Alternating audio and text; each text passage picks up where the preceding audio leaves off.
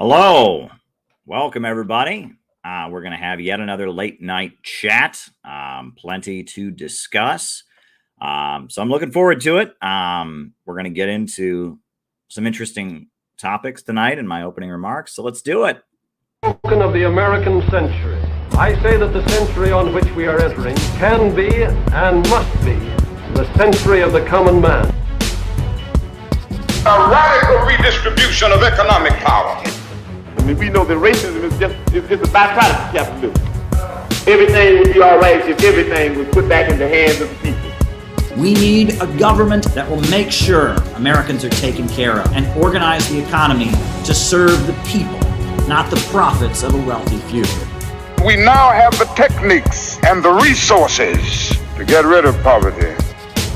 We got to start getting out there with the people. Get out of the movement and get to the masses. We need a government of action.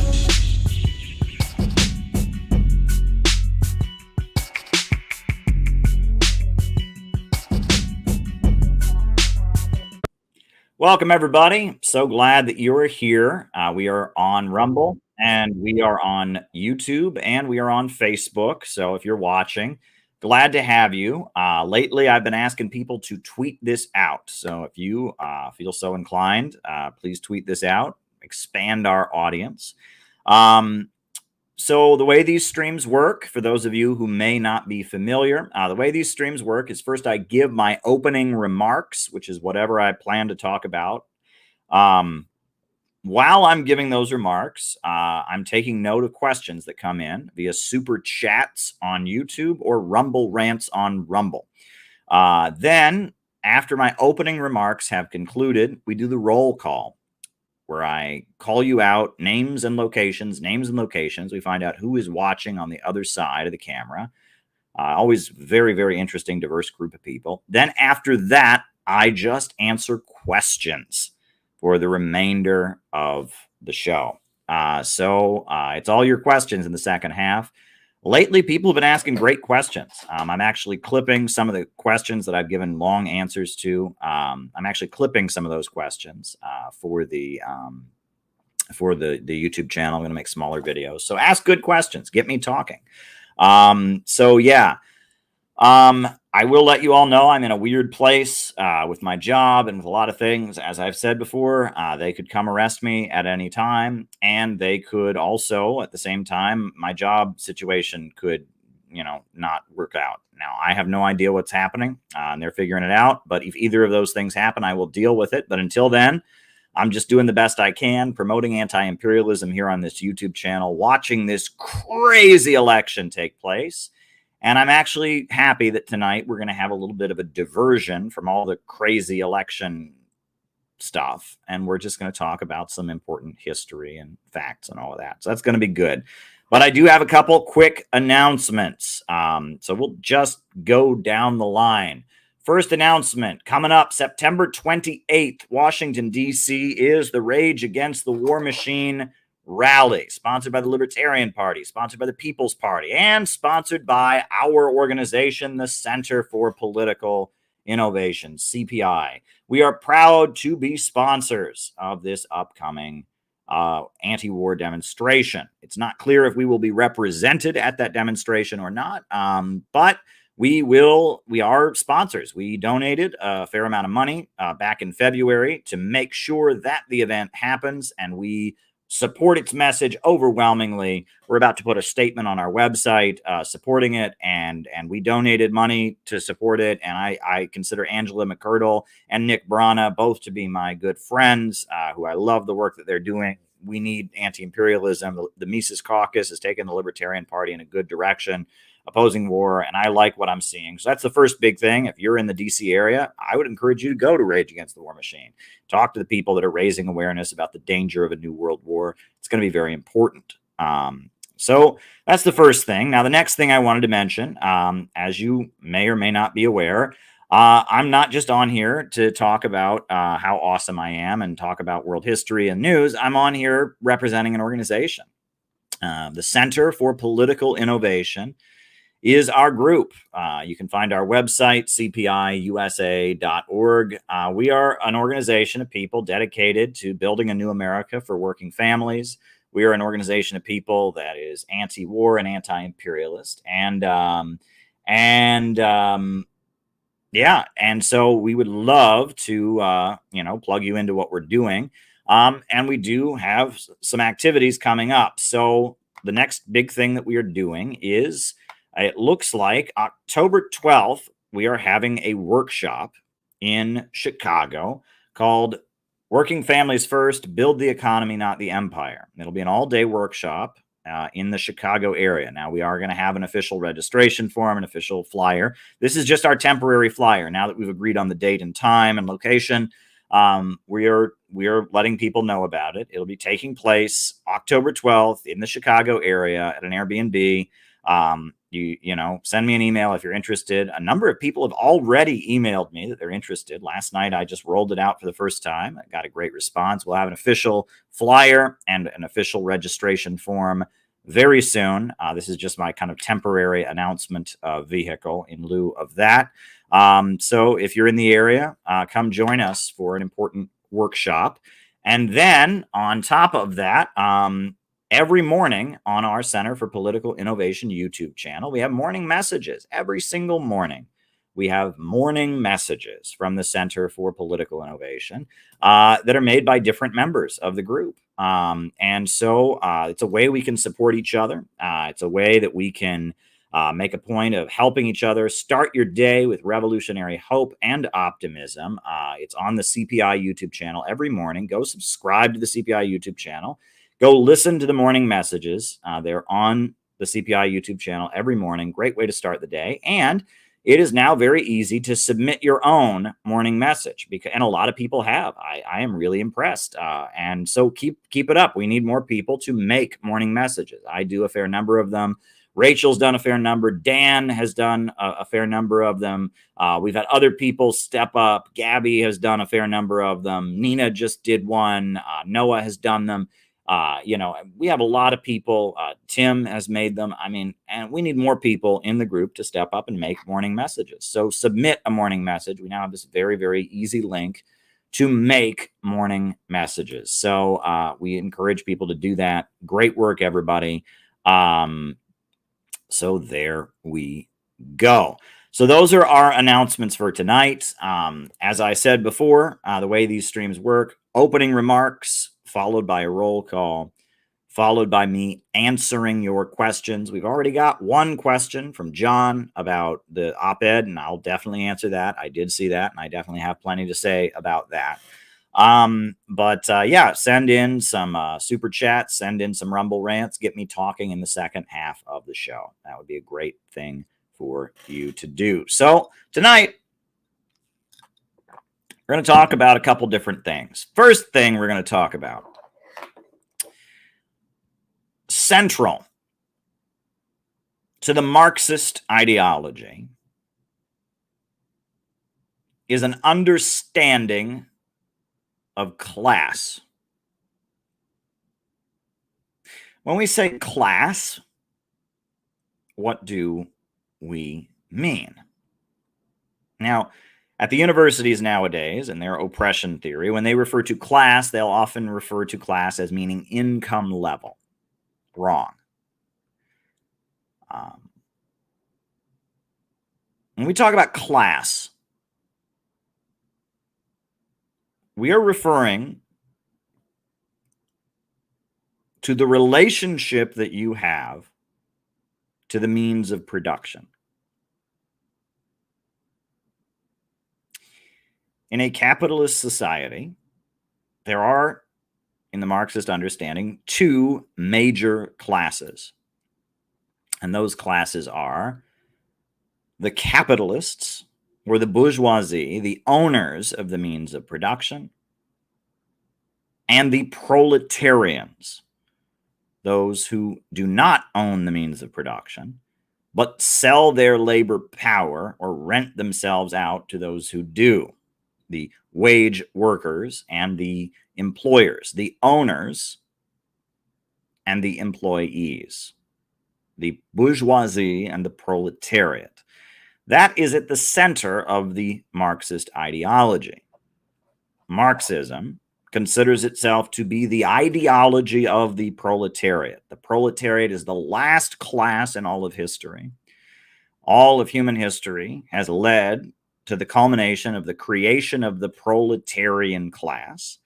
And the idea is that the proletarian class that has nothing but its labor power, doesn't own any means of production, lives by renting itself out to a boss, the proletarian class will become less and less necessary in the process of production. Machinery will push the worker out of the process of production, and there'll be fewer and fewer workers hired, and the ability to create goods will become greater and greater and greater.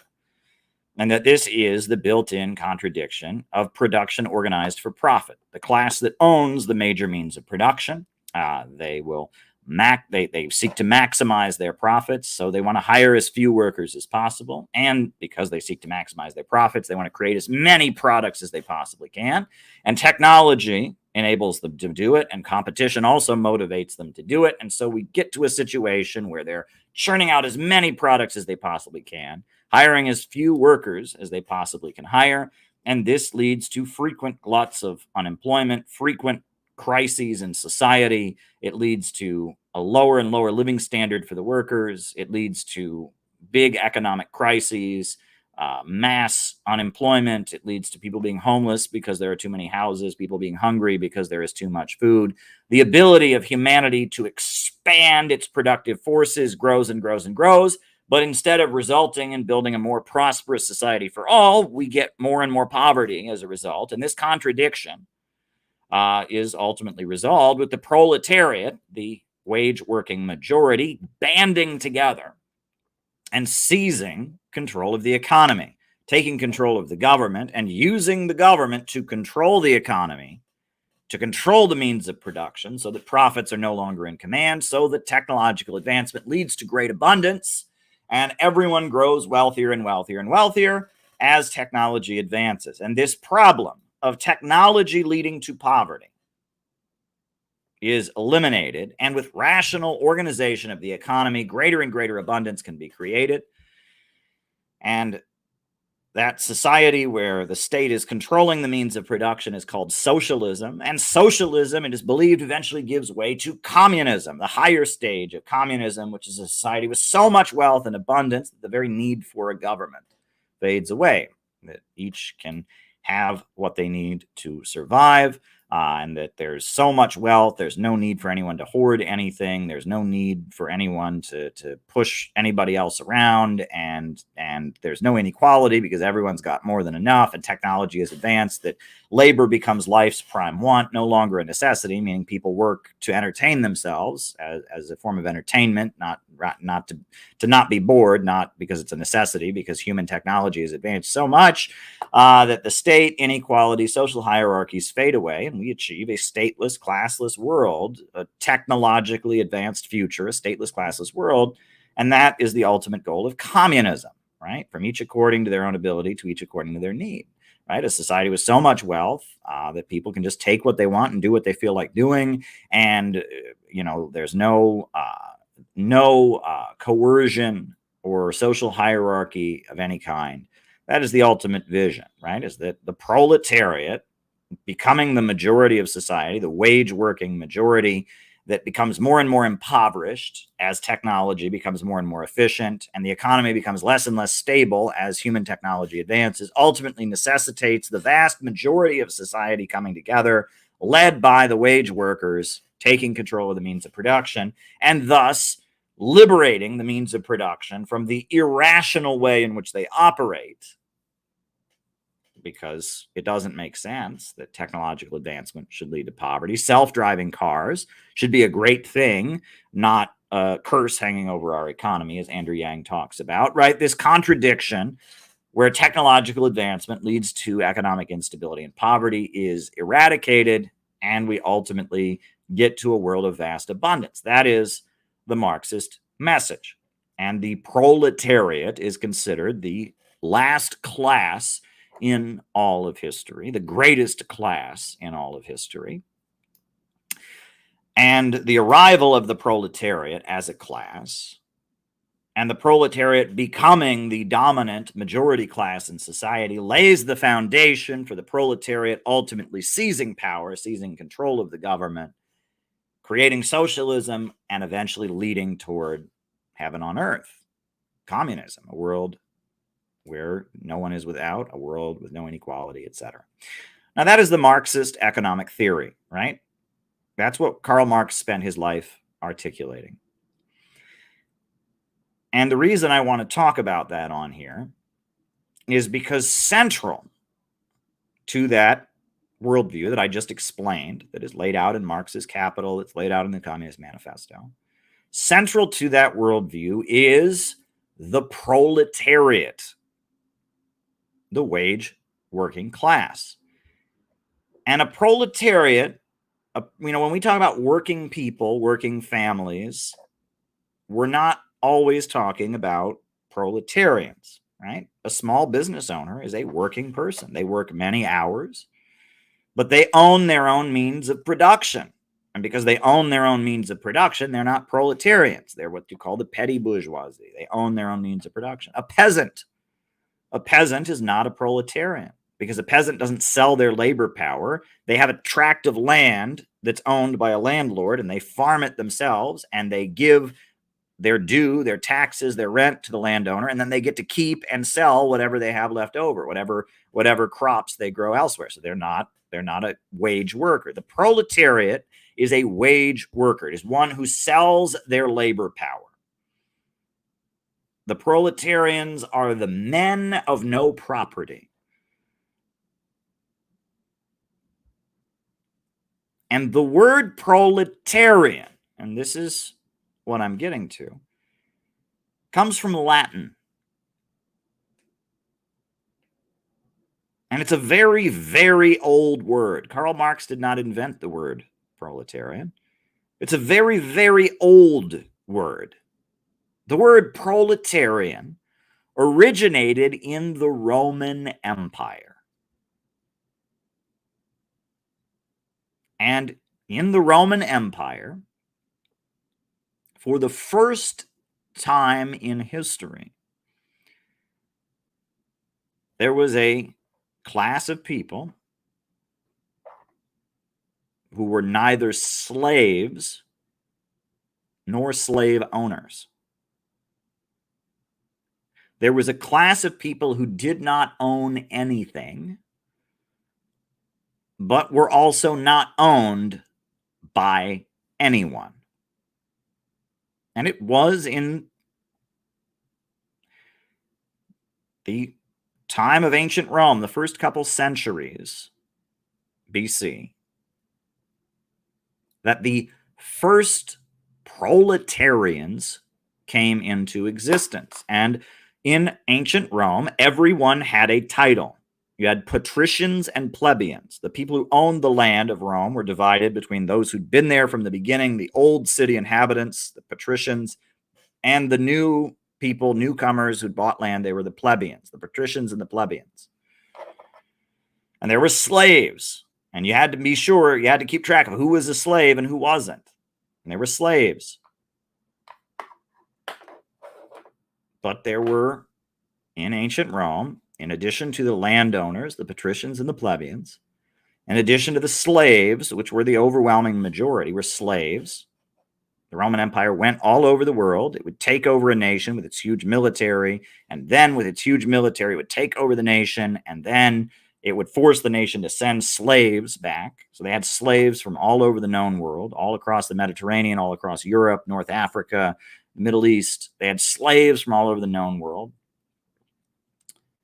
In addition to the landowners and the slaves and the military, which was a class in and of itself, you had proletarians. And I will look this up because I've had people dispute this. What is the literal definition of the word proletarian? What is the literal definition of the origin of the word proletariat?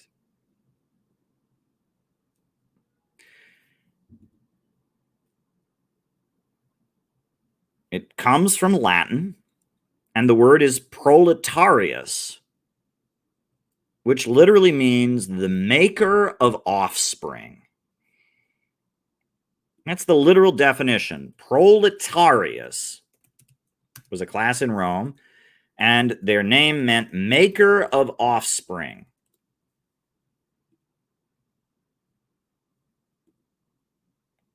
The proletarius were the makers of offspring.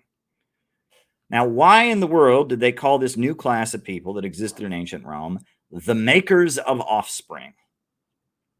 It was because that was all that they had. A patrician or a plebeian owned land. A slave was owned by somebody else. The military was the military. But proletarius, the only way that they could own anything is if they had children.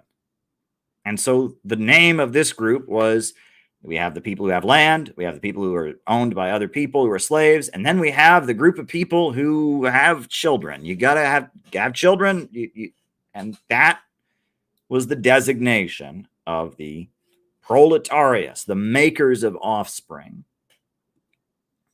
But they were a more common translation or definition. Right? That's the literal definition, is the makers of offspring. However, the more common reference to the proletarians that you read when you read Edward Gibbon's History of Ancient Rome is they refer to the proletarians as the men of no property. The men of no property, meaning they did not own any property. Now, the fact that they were called proletarius, makers of offspring, it reveals how long Malthusian thinking has existed. Because I have a feeling that when the Roman rulers were giving names to people, when they referred to this group of people that they had around, this group of people that had no property, and they referred to them as makers of offspring, they were probably in that name, in that designation, hinting that there were too many of them. Because Rome, they were calling them breeders. And they were speaking with contempt about how many of them existed. Because Rome was the first place in the modern world that you ever had unemployment. And Rome was the first place in the modern world that you had homelessness in the modern sense. And this was something that perplexed many of the great kings and queens who would visit Rome from around the world. The way the Roman Empire worked is they kept the local kings and queens and monarchs in areas. They just had to surrender to the Romans, turn over so many slaves to the Romans and all of that. And, these local kings and queens would visit Rome, the capital of this mighty empire, and they would see loads and loads of homeless children on the streets. They would see beggars begging, please give me something. I'm hungry and starving. They would say, this doesn't make any sense. This doesn't make any sense. How is it that Rome can be such a wealthy city that's bringing in wealth from all over the world? All over the modern world, they're sending jewelry and gold and crops and slaves to Rome. But when we get to Rome, what we find on the street is loads and loads of homeless children running around stealing from people, and loads of homeless elderly people begging on the street. What sense does this make? How is it that we can have so much poverty in the center of empire? How is it that a place in the world, a mighty city that is extracting wealth from the entire world by means of controlling the trade routes, they said all roads lead to Rome. How is it that a mighty city that is extracting wealth from all over the world, that controls all the trade routes, all the roads, all the oceans, are controlled by their military, everyone has to do business through them? How is it that there is so much poverty in their capital city? Well, it's because of the fact that in the capital of Rome, there were proletarians. And if a proletarian is unemployed, they get kicked out of where they live. They can't pay their rent. And if a proletarian is kicked out of where they live, they become homeless. And if a proletarian father or mother dies, their children become orphans who run the streets, right? If a slave parent dies, their child just becomes a slave, right? But if a proletarian parent dies, their kid is shit out of luck, and their kid becomes an orphan on the street, right? And that there were all these new problems in Roman society that had never existed before because there had never been proletarians before. The men of no property, the creators of offspring, the breeder class, as the Roman elite named them, the proletarius, brought with them a whole slew of problems.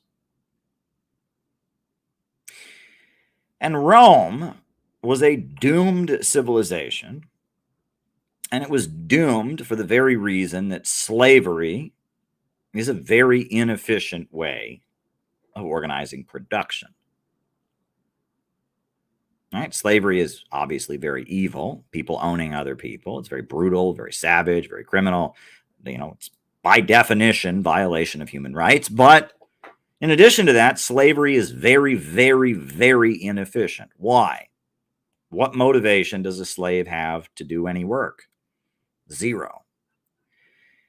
And slavery in a household, the slave is motivated to work because as the household gets wealthier, they get wealthier, right? If they're, the household itself becomes more prosperous, the master gets most of it, but they're living in the household, so they'll get some of the crumbs and they have a motivation. But slavery on a massive scale, huge plantations where slaves are working and growing crops, it's not very efficient. What motivation does that slave have to go out and grow as many crops as he possibly can? Very little.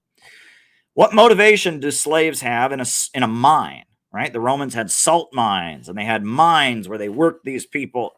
What motivation did they have to work very hard? None. They didn't get rewarded. They only worked to avoid being punished. And so in order to get slaves to work, you have to have someone constantly standing over them, threatening to punish them. And that can get a little bit expensive. And so what generally happens is you have to get a slave who gets punished if he doesn't punish these slaves below him. And then, after a while, you have to have another slave who's in charge of that slave and has to punish the slave below him if he doesn't punish. And after a while, you can see how inefficient this becomes. And the bigger the Roman Empire became, and the more slaves they brought in, the bigger their plantations became, the bigger their mines became, the less efficient their production was. The more slaves you have, the less work slaves do. That is generally how it works, right? When you've got a small number of slaves, you can stay on top of all of them, and they kind of benefit from the wealth that's coming in, fine. But when you have thousands and thousands of slaves, getting thousands of slaves to do work is not going to happen. And Rome gradually became less and less productive. The bigger its mines became, and the bigger its plantations became, the less productive those mines were, the less productive those plantations became. And their ability to create wealth and their industrial output was constantly decreasing as their empire expanded. And that's an important thing to understand about the Roman Empire. It was doomed because it represented an outmoded social system. The more slaves they got, the less efficient things were. And that was the curse that hung over the Roman Empire from the beginning. Very important to understand this. So who were the proletarians, right? The Romans had all these slaves, but who were the proletarians? The proletarians were people who could do things that slaves could not do. So they were not manual laborers, right? Slaves can, lift things. Slaves can work in a field. Slaves can work in a mine. Slaves can wait on people and serve them food. But to be a proletarian in ancient Rome, you had to have some skill that a slave didn't generally have. Something that you could be paid for.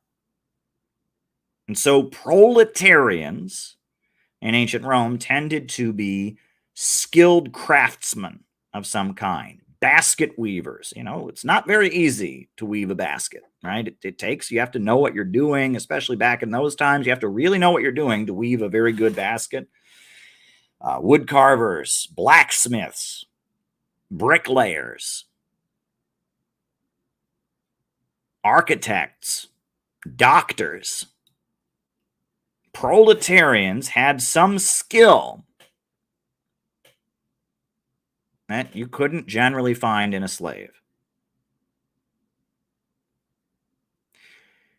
And proletarians were organized into what were called guilds, where they would teach each other these skills. If you were learning to be a blacksmith, you would take on what they called an apprenticeship. There would be another blacksmith who would take you on, and he would be like your mentor, and he would teach you how to be a blacksmith. And after you went through an initiation that usually involved some hazing, usually involved some kind of ceremony, you became a full blacksmith, right? And, the basket weavers, an older basket weaver would take you under his wing, and you would learn to weave baskets. And after a while, they would test you and make sure that you were a good enough basket weaver. And then they'd have some kind of ceremony and some kind of hazing. And then you would be officially a basket weaver, right? And this is every trade that the proletarians did. There was some kind of ritual and ceremony that went with it. This is very interesting. Now, where were most of the proletarians of Rome from? Most of them were from either Greece or Palestine. They tended to be Greeks because Greece had been a civilization prior to the rise of Rome. And so a lot of the skills that people needed, doctors tended to be Greek. Mathematics was a skill that the ancient Greeks had developed. So people that were good at architecture and good at that kind of thing tended to be Greeks. Scribes were another skill, right? To be able to read and write. Most people could not read or write in these societies, but there was a small group of people who knew how to both read and write. Right? Scribes often tended to be Greek, and the Greek language was used. And they tended to be Greeks or Jews. And it was Greeks and Jews who made up the bulk of the Roman proletarians. And they were people who came to Rome to make money. They could stay in their homeland, but Rome is where all the money is. Rome is the capital of the known world. These were migrants. These were immigrants. They were not from Rome. They were not Italians. They did not come from the Italian peninsula. They were Greeks. They were Jews, and they saw that the capital of the modern world was Rome, and they had a skill, and they said, hey, I might be a carpenter here in Palestine. I might be a bricklayer here in Palestine. I might be a doctor in Greece. I might be a basket weaver in Athens. But I bet I could make way more money with my baskets or my bricklaying or my carpentry or whatever by going to the capital of the world, the capital of the world empire, Rome. So these guys, these men of no property, they were immigrants, foreigners. They were migrants. They came to the capital of the modern world because they realized they could make more money. And so they went to Rome because that's where all the money was. All the money of the world was going to Rome. Rome, with their huge military, was controlling the trade routes.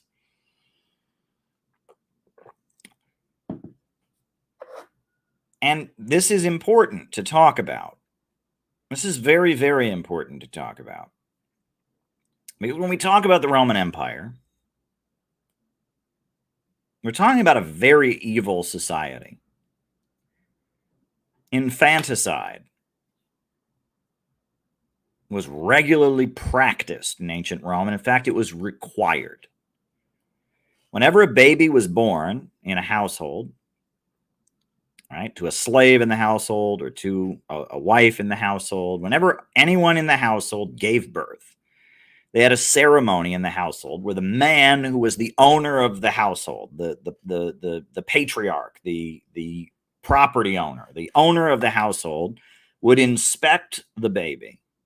And if the baby, he felt it was flawed in any way, or if he just couldn't afford it, he just didn't want to spend the money on raising a baby, if he didn't think they needed it or whatever, he would either accept or reject the baby. And if he accepted it, the baby was given back to his mother and it was raised in the household, whether as a slave, whether as one of his sons or whatever. And if they rejected the baby, they just took the baby and they threw it in the river. And if the baby was deformed in any way, right? If it was, it had, a clubbed foot, or if if there's any deformation in the baby, Roman law required that the baby be killed. And if you didn't kill the baby, you could get the death penalty. It was a crime to cultivate, people or babies that seemed in any way flawed, because the Romans believed in eugenics. They started, they wanted to breed people like animals. And so it was considered a crime against Roman society. And if you were a landowner and you inspected the baby and the baby had a clubbed foot or was missing a finger or whatever, and you kept it, they could hang you. You could get the death penalty for that. So you were required to, if you saw any defect in the baby, throw it away. Right? And that was how evil Rome was. The founding myth, why is it called Rome? And it's called Rome because of a legend. The founding myth of Rome is that there were two brothers, Romulus and Remus.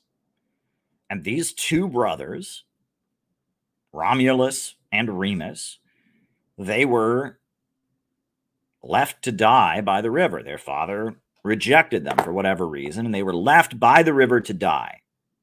Their father just, after they were born, dumped them at the river. Two twin boys born, dumped them at the river. But then a she-wolf came and suckled them, and they were raised by wolves, Romulus and Remus, the legend goes. And they were raised by wolves. And because they were raised by wolves, they were really tough and nasty. Right? This is a very famous sculpture that they had in Rome honoring the founders of the Roman Empire, the two brothers that founded the Roman Empire, being raised by a wolf, right? And this is what the Romans believed was their strength. They were founded by people that were not raised by people, but were raised by wild wolves, right? This is a statue they had honoring. That was part of their history. Their founder, the two brothers, Romulus and Remus, were raised by wild wolves. And that's what made them so tough. And that's what gave them the ruthlessness and the cruelty to conquer nations all over the world. They didn't have any of that kind human compassion stuff. No, they were raised by wild animals, wild predators. Right? This is Rome. This is a very vicious society. Very, very vicious society. Look this up, right? They were raised by wolves. Right? And Romulus killed his brother, much like Cain and Abel, right? You have Romulus kills Remus. The two of them fight. They form armies. They eventually split apart and fight. Romulus kills Remus, and Romulus establishes Rome. And he is so tough and ruthless because he was raised by a wolf, right? What's interesting is that you'll notice that all throughout the ancient world, you have stories like the story of Romulus and Remus. You have stories about abandoned children who are left to die, who go on to do amazing things. Why? Well, that's because infanticide was a regular practice. If a baby was born, and for whatever reason, they decide to kill the baby. It went on all the time, and it's a very traumatic thing, right? You imagine the mother, having the baby pulled out of her arms to be killed, right? And it's a traumatic, horrific thing that goes against our very instinct as people, right? Is, everything within us objects to infanticide. And it's a traumatizing thing to watch. It's a traumatizing thing to see. And it was a daily occurrence in the ancient world. In ancient Egypt and Mesopotamia, it was just part of how these ancient civilizations existed, was with infanticide. And so you'll notice that a lot of the stories and legends of the ancient world involve children that are abandoned by their parents and left to die, who go on to do amazing things. And that's a way that people were trying to deal with that trauma. They were telling themselves a beautiful story about, oh, well, this horrible thing, we just threw the baby in the river, but Moses was put in a basket and put in the river to die, and he went on to become the savior of the Jews. And Gilgamesh, his family threw him in the river, and then he became a mighty leader. And Romulus and Remus, they were thrown in the river, and they became raised by wolves and became so mighty they led our empire. And it's trauma, right? People are dealing with the trauma of this horrific practice called infanticide. And so they're writing a story to try and make it okay, to try and deal with the intense pain that this horrendous practice in the ancient world brought. And Rome really embraced the practice, making it a punishable crime by death if you didn't practice infanticide. This is the Roman Empire. They dominated the global trade routes. All roads led to Rome. They controlled the ocean. This was the Roman Empire. A military society. A military society.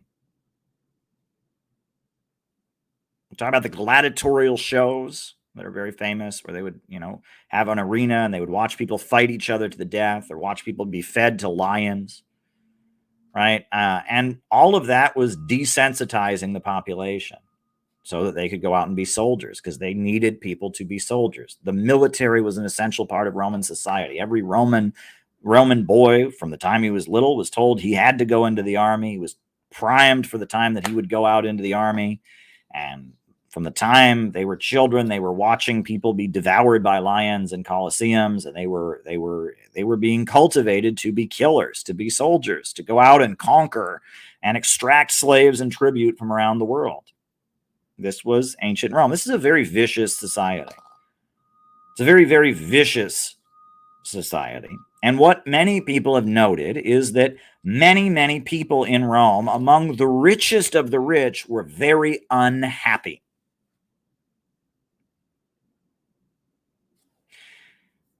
There was unhappiness at the top of the Roman Empire. There was deep unsatisfaction. Most Romans were what they called hedonists, and they worshipped the god Dionysus, and they were trying to maximize the amount of pleasure that they would get in life. And so they had sexual orgies to honor the god Dionysus.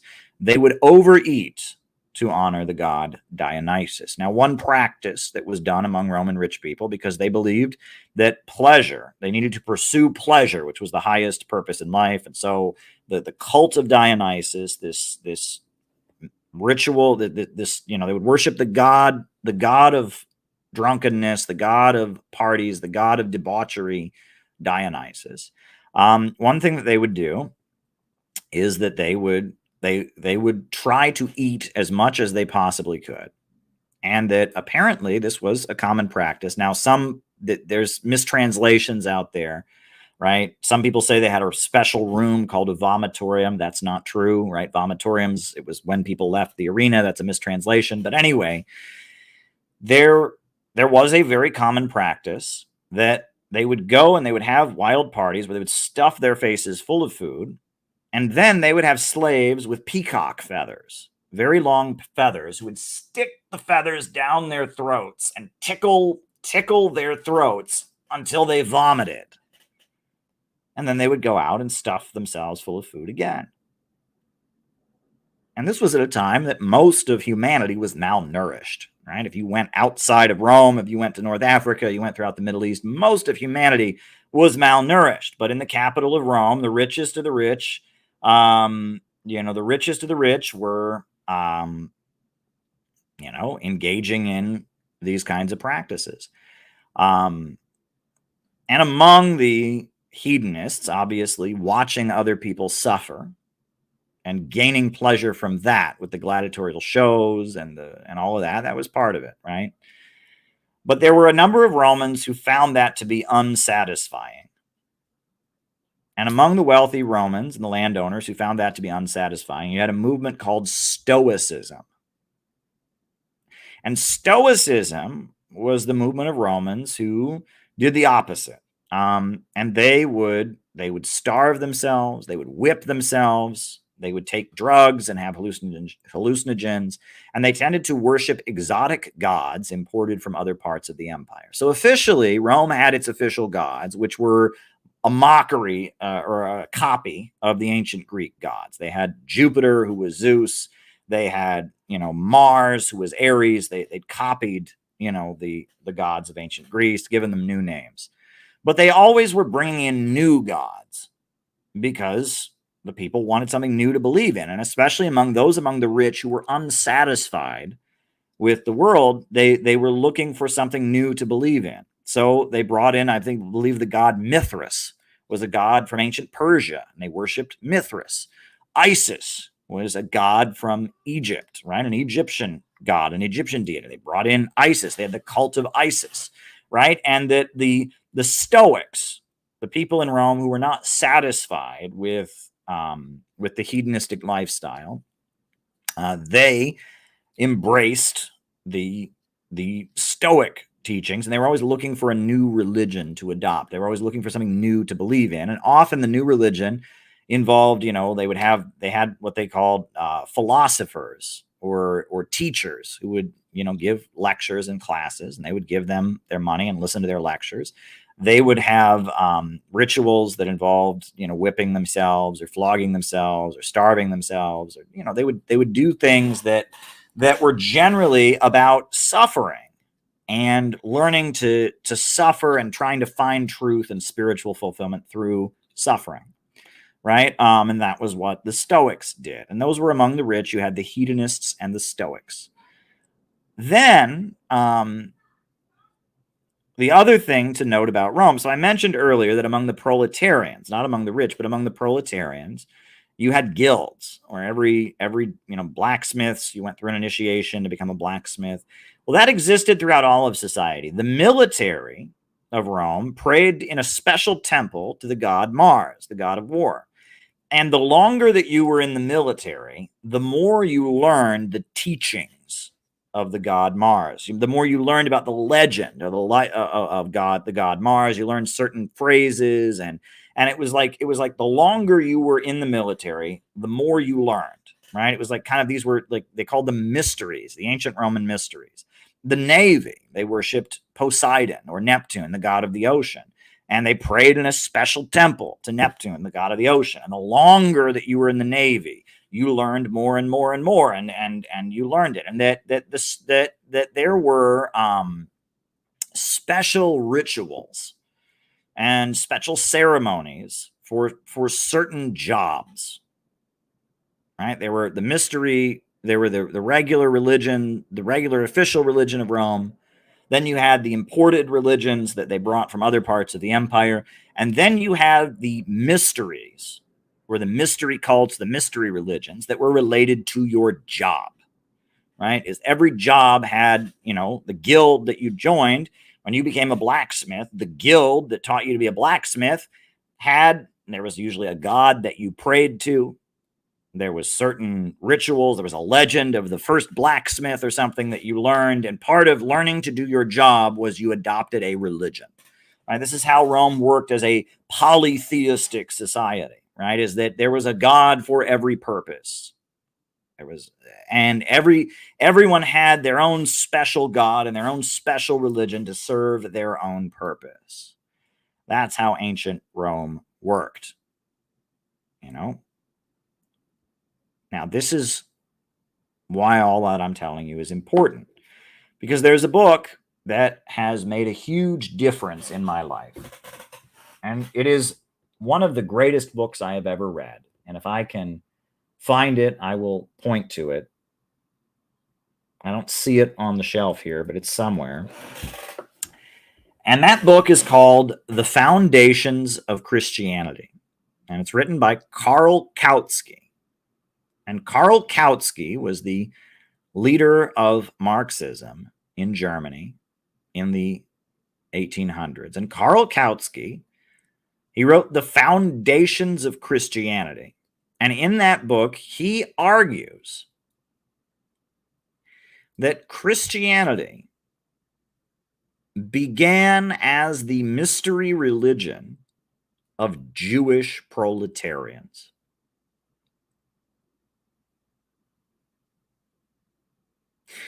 He argues that, and he bases this, quotes a number of scholars, that the Jewish proletarians who came to Rome from Palestine, who had skilled trades, they started worshiping this great teacher from Palestine who'd been murdered by the Roman Empire and was an enemy of the Roman Empire. As the proletarians began to realize that they were oppressed, began to fight for their rights and go on strike, began to provide services and build orphanages for the poor, they started telling the story of a great carpenter named Jesus. This great carpenter named Jesus, who had taught justice, had taught people to live for the sake of others, taught people to treat each other with kindness, had opposed the Roman Empire, who had called out the leaders of the Jewish religion that were collaborating with the Roman Empire, the Pharisees and the Sanhedrin, and also called out the Roman Empire, called out the rich, said that the last shall be first and the first shall be last, that it's easier for a camel to enter the eye of a needle than it is for a rich man to get into heaven, who called on his followers to give their whole of their lives to his movement, to sell all that they owned, to leave even their families and give everything to his movement. And that Jesus was this great carpenter who had led an uprising against the Roman Empire, and he'd been crucified, which was the penalty that was reserved only for people who were the most anti-Roman, right? They didn't crucify people, on a whim, right? They did kill people in Rome. They hung people. They cut people's heads off. But crucifixion was the ultimate punishment, reserved only for those who had led uprisings, who were considered enemies of the Roman Empire. It was to make an example of them by killing them in the most grotesque and long, drawn-out way.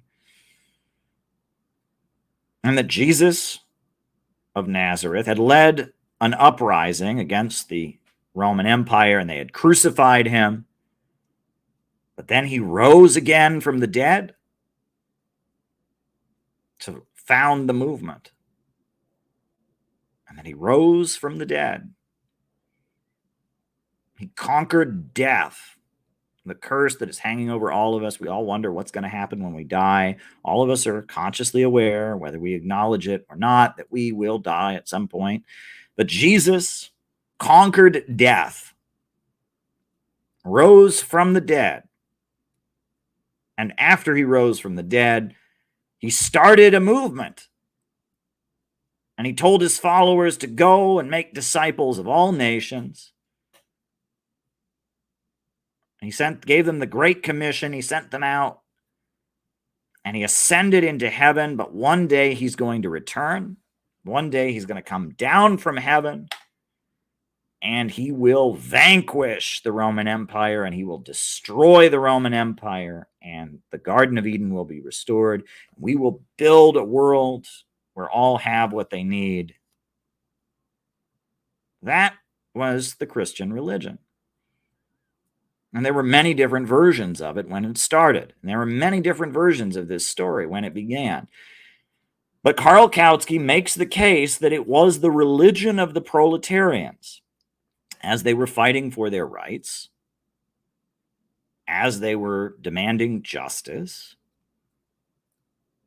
The proletarians had their own beliefs and their own belief system. And they were largely Jews from Palestine. But eventually they decided, you know what? We're not really Jews anymore. We were told to go and make disciples of all nations. And the Apostle Paul declared that they could be circumcised in the spirit. You didn't have to get circumcised in order to become a Christian. And all throughout the Roman Empire and in the capital city of Rome itself, Christianity began spreading as this religion of the proletarians. Now, why am I bringing this up? Why is this important? Why is this live stream called Stalin, Trotsky, Christianity, and the Roman Empire? Because you need to understand this in order to understand a lot of what's happening in our time and a lot of what happened in the 20th century. And it's taken me quite some time to piece all of this together because there's something that's been happening in Russia lately, and I am investigating this. I am fascinated by it. There is widespread belief among some people in Russia and parts of the former Soviet Union that Stalin was a Christian. Now, in English, I can only find articles attacking this. There's anger by Ukrainians. They're, oh, how could Stalin be a Christian? He's a mass murderer. In Georgia, somebody erected a special, I'll show you a picture of it. In Georgia, there was an icon of Jesus, of Stalin, that was put up in an Orthodox church because Stalin is from Georgia. And so they erected this icon in the Russian Orthodox Church in Georgia. And there was so much anger about this. And an anti-communist activist, an anti-Russian activist destroyed it. But this icon was put up by pro-Russian Orthodox believers in Georgia. And that is Joseph Stalin. And that's his mother. And that is a Russian Orthodox icon honoring Stalin. That's pretty weird, isn't it? Now, of course, on the surface of it, it seems like the idea of Stalin being a Christian is absurd. Stalin was the head of an atheist government, the Soviet Union. The Soviet Union persecuted a lot of Christians during the 1920s. So why on earth would anyone think that Stalin might be a Christian? Why? How could anyone believe this? And I'm sure the Russian government doesn't believe this. I'm sure the Russian government has said they don't believe this. The Russian government has condemned Stalin. They honor Solzhenitsyn in Russia. So this isn't the Russian government position by any means. But in various parts of Russia, you'll find guys like this who are Christians who think that Stalin was one of them. And they see Stalin as a Christian. And there are actually legends about Stalin's Christianity. There is a legend that Stalin was visited by a little boy. There was a little boy who'd been visited by an angel. And the angel went to Stalin and said, Stalin, if you want to defeat the Nazis, you need to bring back the Russian Orthodox Church. And so Stalin heard this message and he wept because deep down he was a Christian all along. He was just kind of pretending to be an atheist. And he brought the Russian Orthodox Church back to defeat the Nazis. There's another legend that angels fought the Nazis, and that the Battle of Stalingrad didn't simply involve human beings, Russians fighting Germans, but there were angels involved. And apparently there are some elderly people who claim that they saw angels. They saw angels in the sky, and that there were angels fighting off the Nazis at the Battle of Stalingrad. Now, what's going on here? Why? What's going on? What is this about? What is this about? Well, that takes me back to my story. I'm trying to get you all to understand this. These things are very complicated. I wish that I could just tell you a very simple story tonight. Very simple story, and pump you up on a few points, and that's what you're supposed to do when you make it, but it's more complicated than that. These things are more complicated. So I'm going to continue with my story about ancient Rome. In ancient Rome,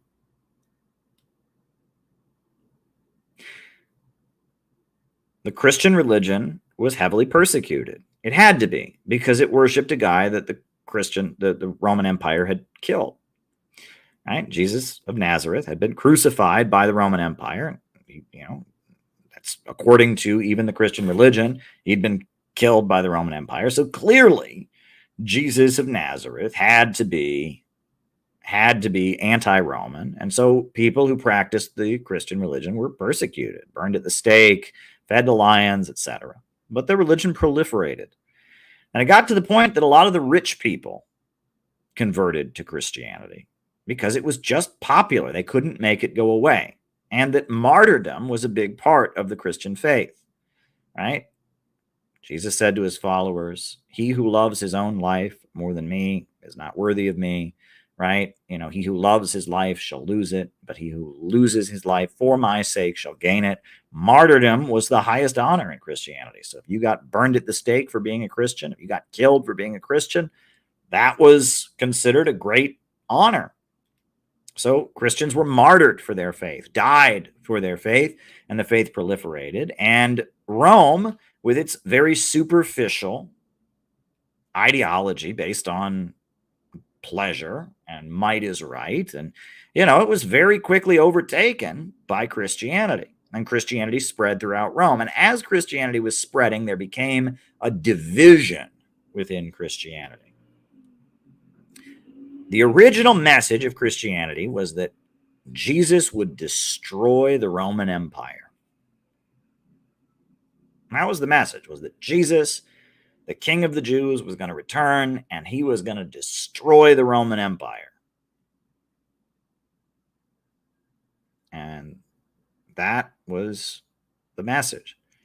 However, there were some among the Roman elite that said, whoa, hold up. This Christianity thing has some aspects of it that we can use. And rather than trying to destroy Christianity, we can co-opt aspects of it for our empire. For example, the Christians say that there's only one God. And all the areas that we try to conquer, when people fight against us, they rally around their local God. And part of the reason our empire is not united is because everyone's got their own God. They got Jupiter, they got, the God of the ocean, but if we say there's only one God, we can unify our empire, we can outlaw any gods that people would rally around to fight us. And so they said, hey, maybe these Christians with their one God thing, maybe that's a good thing. And also Christianity teaches that you're supposed to be nice to people. And these Christians, they build orphanages for the homeless children because they believe that that's what Jesus would want them to do. Well, maybe we can let some of these Christians build these orphanages and they can deal with this homeless children problem that we have. And some of these Christians, they believe that Jesus' message should inspire them to fight back and form unions and demand better treatment. But Jesus also talked about humility and compassion and all of that. And maybe we can use some of Jesus' message to tell people that they should submit to being oppressed, that it's their duty to suffer in this life because they'll get their reward in heaven. And, Jesus talked against wealth, and he said, build up your treasures in heaven and don't be concerned about this life. Maybe we can use that to tell people to just be satisfied with what we give them. Just take it, right? If you're born a slave, hey, that's what God meant for you. But if you're a good slave, maybe when you go to heaven, you'll be taken care of. And maybe we can turn Christianity on its head and flip it into something completely different. Maybe we can make Christianity a mechanism for making our empire stronger.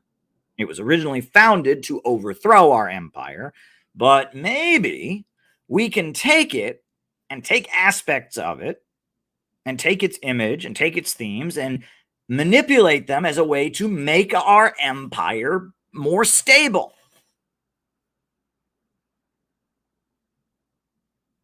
And that was the fight that went on in the early Christian church. The Christians were fighting with each other about how do they relate to the Roman Empire. And there was one section of the Christian faith that was constantly watering it down and constantly accommodating.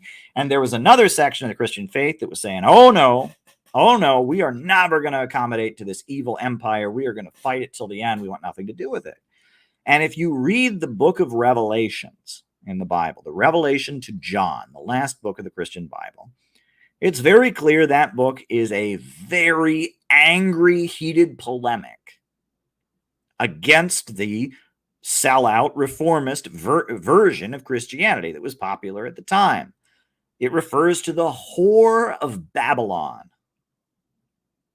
All right, there's the Antichrist, the king of the world, but the book of Revelations goes on in great detail about the king of the world has sex with a famous prostitute, has sexual relations with a famous prostitute, the whore of Babylon, and they have all drunk of her iniquity, and that the whore of Babylon has sold out everything.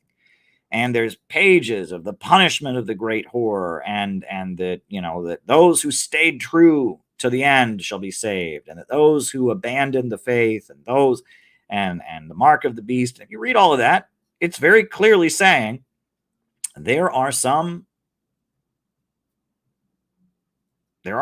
Christians who have sold out the faith to accommodate the Roman Empire, and they have abandoned the principles of Christianity, and they're helping the Romans stabilize the very empire Christianity was formed to oppose. And as a result, they are the biggest traitors, and the biggest punishment is coming to them because Jesus is going to come back and he's going to stand with those who stood true and are loyal to the end. And that's what the book of Revelations is largely arguing in figurative language. If you look at it, it's saying there's a group of Christians who abandoned the faith and sold out, and we don't like them. It's an internal polemic written by the more radical Christians against the more accommodating Christians. And why is that important? Because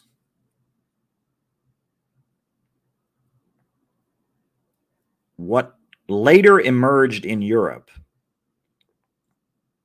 the social democratic movement, the Marxist movement, experienced roughly the same thing in the 1800s, in the 1890s and the 1910s, and the lead up to World War I. The exact same thing happened. In Europe, you had this guy named Karl Marx who wrote the Communist Manifesto, and he said that the proletarians, the class, the wage workers, they are the class that has the future in their hands, and they must rise up and seize control of the means of production. And he built a movement called the proletarian movement, communism. And it was the class, and there were other forms of socialism that were popular at the time that spoke on behalf of all of society, right?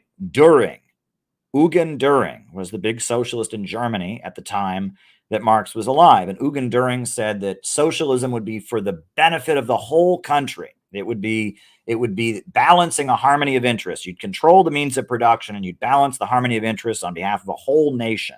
There are many different socialists who spoke in this kind of language. They spoke of the appeal to reason. Socialism is more rational, and it's a better way of doing things. And we're going to show people with logical arguments and in the interest of all of society that we need a planned economy. Marx came along and he said, oh no, socialism comes about as the fight between the capitalists and the workers, and the capitalists are going to be defeated by the workers. The working class is the majority, and we're going to build a proletarian movement, a working class movement that'll engage in class struggle against the capitalists and will rise up and seize control of the means of production. He built a proletarian movement, and they formed labor unions. And those labor unions went on strike, and those labor unions, they got better conditions for workers on the job. They formed labor parties, social democratic parties, socialist parties, labor parties that got elected to the parliaments and passed things like the 12-hour workday in Britain. They created kindergartens in Germany. The German Kaiser created kindergartens as a way that working people could have their kids be taken care of. Universal education was created by the German Kaiser. Germany was the place that socialism and social democracy and the Marxist movement was the strongest. German social democracy was the flagship of Marxism. In fact, the Communist Manifesto ends with turning to Germany. And in Germany, millions of people were in labor unions run by Marxists. Millions of people voted for the Social Democratic Party, the German SPD, the Social Democratic Party. And Marxism was everywhere. And labor unions were everywhere. And they were demanding that women have the right to vote. And they were talking about sexual freedom. And they were organizing labor unions. And Marxism was a continent-wide movement, and there wasn't any revolution happening. And it was weird because communist and Marxist ideas were everywhere, and these big social democratic parties, all united in the Second International, were everywhere.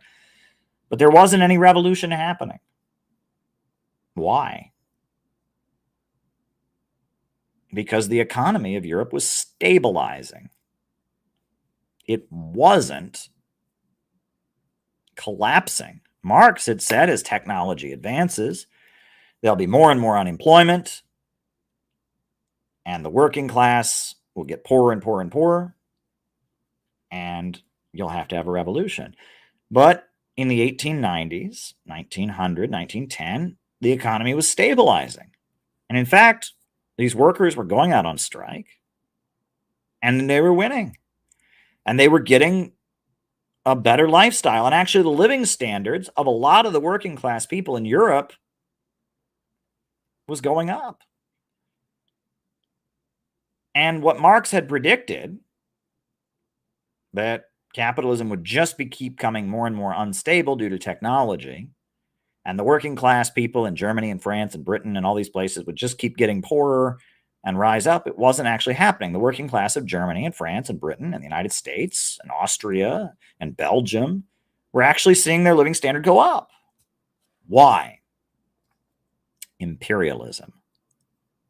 Capitalism had entered a new stage called imperialism. The problem of overproduction was being resolved by seizing parts of the world and selling their products to them. The British went to India and they burned down all the textile looms. And then the British textile industry didn't have a glut of overproduction because it sold all of its cloth to India, and the people of India had to buy it. And the imperialists went to Africa, and they, the Belgium, King Leopold, set up rubber plantations and worked the African people to death and cut off their hands and butchered them and killed millions of people. Read about the genocide of King Leopold in Belgium. And the imperialists, the big capitalist monopolies that were centered around banks became central, and industries became subservient to banks. You had the rise of trusts, cartels, and syndicates. Industries became subservient to banks, and these banks would sit at the center, and these banks would rake in profits from all over the planet. And as a result, some of the workers in the homeland could get more, and they would go out on strike, and they would get more. And the so-called skilled workers, the bricklayers, the construction workers, they got higher pay. In America, the bricklayers, the construction trades, the welders, the metal workers, those skilled trades that you had to have an apprenticeship for, they started making pretty good money. And they started to say, you know what, we don't want to associate ourselves with industrial workers, people who work in factories. We don't want to associate with them. And the skilled workers, the welders, the metal workers, the bricklayers, they tended to be English-speaking, American-born, white. Whereas the people working in the meatpacking plants, people working in the steel industry, the people working on the assembly lines, and the so-called unskilled and industrial jobs, they tended to be from Italy or Eastern Europe or Ireland. They tended to not be born in the United States. They tended to not speak English. And so there became a divide. And it was the higher paid workers and their unions that came to dominate the socialist movement. And because their living standards were going up, and because imperialism was stabilizing in ascendancy and seizing different parts of the world and breaking in profits from around the world and was able to buy them off, the socialist groups and the labor unions became dominated by the aristocracy of labor. And that is a term that was originally invented by Daniel de Leon, who was an American Marxist. The aristocracy of labor. Workers, working class people, wage workers, proletarians who sold their labor power, but because they got so much more than other workers, their politics shifted in a more and more conservative manner.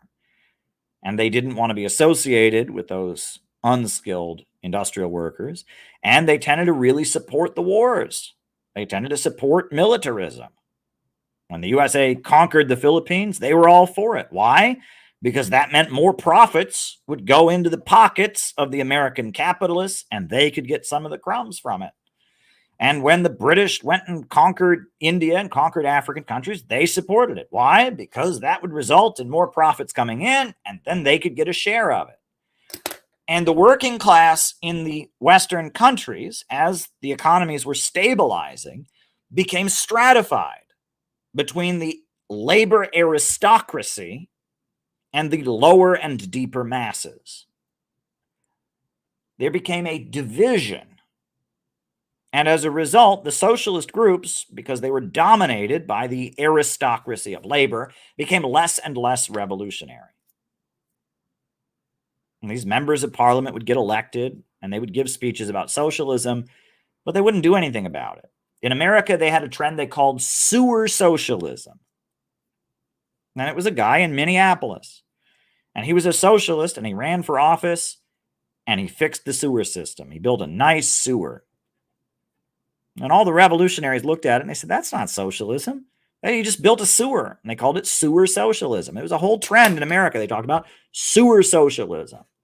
Of socialism that just means managing capitalism, right? Sewer socialism. Look up sewer socialism. It's a pejorative term from Milwaukee. It was not Minneapolis. It was Milwaukee. It comes from Wisconsin.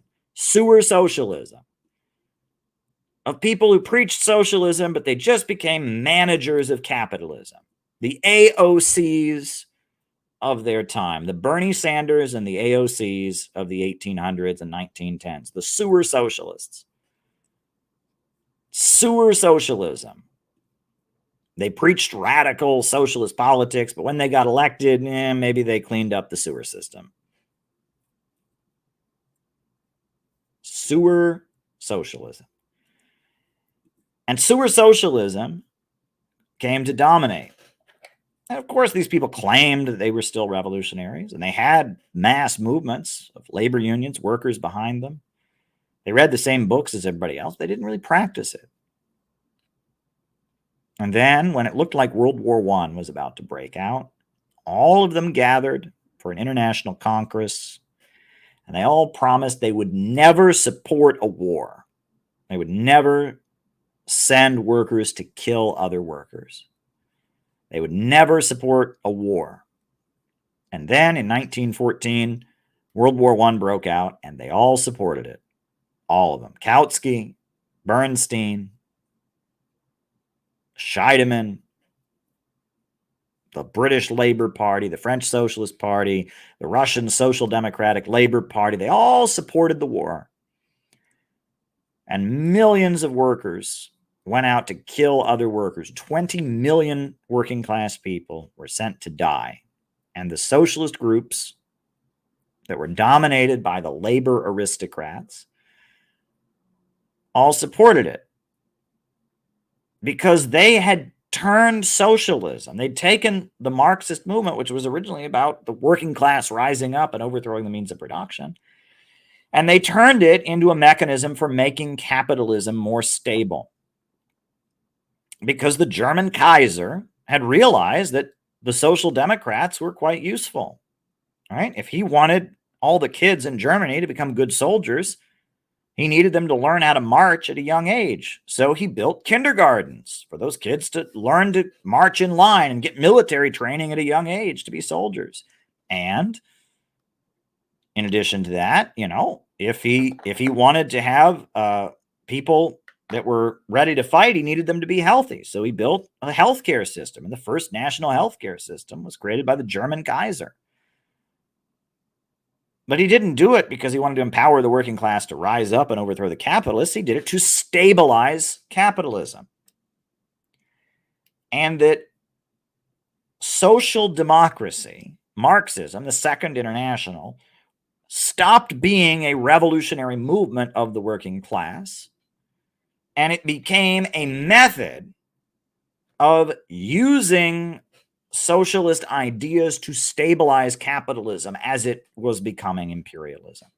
If you want to have a mighty imperialist city, you're going to need a sewer. So you have a sewer socialist, get them elected and let them build a sewer, and they can give speeches about class struggle or whatever. But once a year, they give a speech about how great class struggle is, but they really just get to build the sewer. Social democracy was Marxism in the same way that the Roman Empire was Christianity. They took what was a revolutionary idea intended to overthrow them, and they co-opted aspects of it, and they used it to strengthen their system. So what happened? This is where it gets very interesting. This is why I had to talk to you all about Stalin and Trotsky and all of this. Some socialists didn't agree with this. Some socialists rejected this. They said, no. This isn't what we signed up for.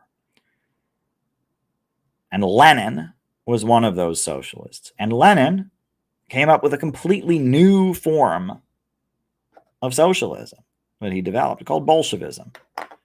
He said capitalism has now entered this stage called imperialism, and it is our duty to fight imperialism. Nationalism of people that are fighting imperialism can be a good thing, right? We support the nationalism of people in Africa. We support the nationalism of people in Asia. Marxism says no nationalism whatsoever. I support nationalism. Lenin said we're not going to form a loose debating society. We're going to form a party of new type, a group of dedicated fighters who give the whole of their lives to this movement, right? We're going to form a party of new type. And Bolshevism was this divergent, this weird breakaway from Marxism that believed in nationalism, that believed capitalism was now in this stage called imperialism, and we're not against regular capitalism, we're just against imperialism, and that believed in forming a very disciplined secret society organization called a party of new type. Bolshevism, Marxism-Leninism, was a deviation. It was a weird knockoff of the global Marxist movement. And the British Labour Party didn't want anything to do with it. And the German Social Democratic Party didn't want anything to do with it. And Lenin himself didn't want anything to do with them. He wrote in angry terms about the Second International. He called them social imperialists, social traitors. He said the Second International is a stinking corpse.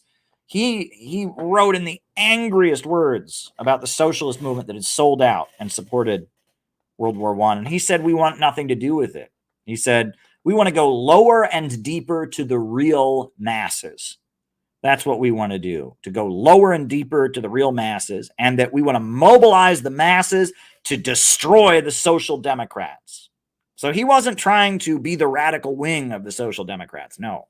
He wanted to go lower and deeper to the real masses and mobilize them to go kick the ass of the German Social Democratic Party, to go kick the ass of the British Labour Party, to go kick the ass of the sewer socialists in America. He said, those are our enemies. They supported the war. They support imperialism. And we're going to go lower and deeper to the real masses to build a movement against imperialism. And he said, we're breaking away. We're forming a different group. We're going to give it a new name. They changed their name. They no longer called themselves Social Democrats. They said, we're the Communist Party. So no one thinks we're anything like those Social Democrats. Bolshevism, majoritarianism, that's what Bolshevism literally means. The majoritarian movement of Russia. The Bolsheviks were this completely different political movement. That there was a complete deviation and spin-off of Marxism. And they argued that they were the true Marxists. They argued that Marx had supported the Irish people and the Polish people. They argued that there were seeds of their movement in Marxism, that they were the true interpreters. But the Marxist movement saw them as weird breakaways, and there were concepts that Lenin developed that were contrary to what Marx said. Marx did not see the rise of imperialism. He thought the revolution would happen in Europe. And he thought Europe would become more and more unstable. Marx rejected nationalism until the end of his life. He started supporting the Irish freedom struggle, etc. Marx certainly had no vision for a party of new type and democratic centralism. It was a new thing. It was a new thing. But when World War I broke out, the dividing issue in Russian society was, do you support World War I or do you oppose it? And the Bolsheviks were against World War I. And they built a mass movement in Russia, and they were opposed to World War I.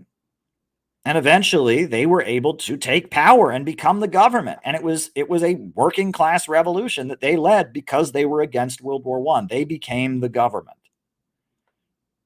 And they became the government with a completely deviant form of the Marxist ideology. They said it was the true form of Marxism, but they gave it a different name. They acknowledged it was different, and it was different.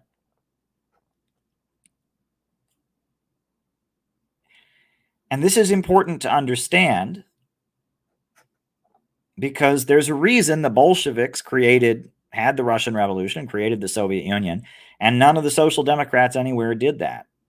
At the end of World War I, in Germany, the Social Democrats came to power. The German Kaiser surrendered, and he wanted the Navy to go on a suicide mission, and the Navy officers refused. And there was an uprising throughout Germany, and the German government collapsed at the end of World War I.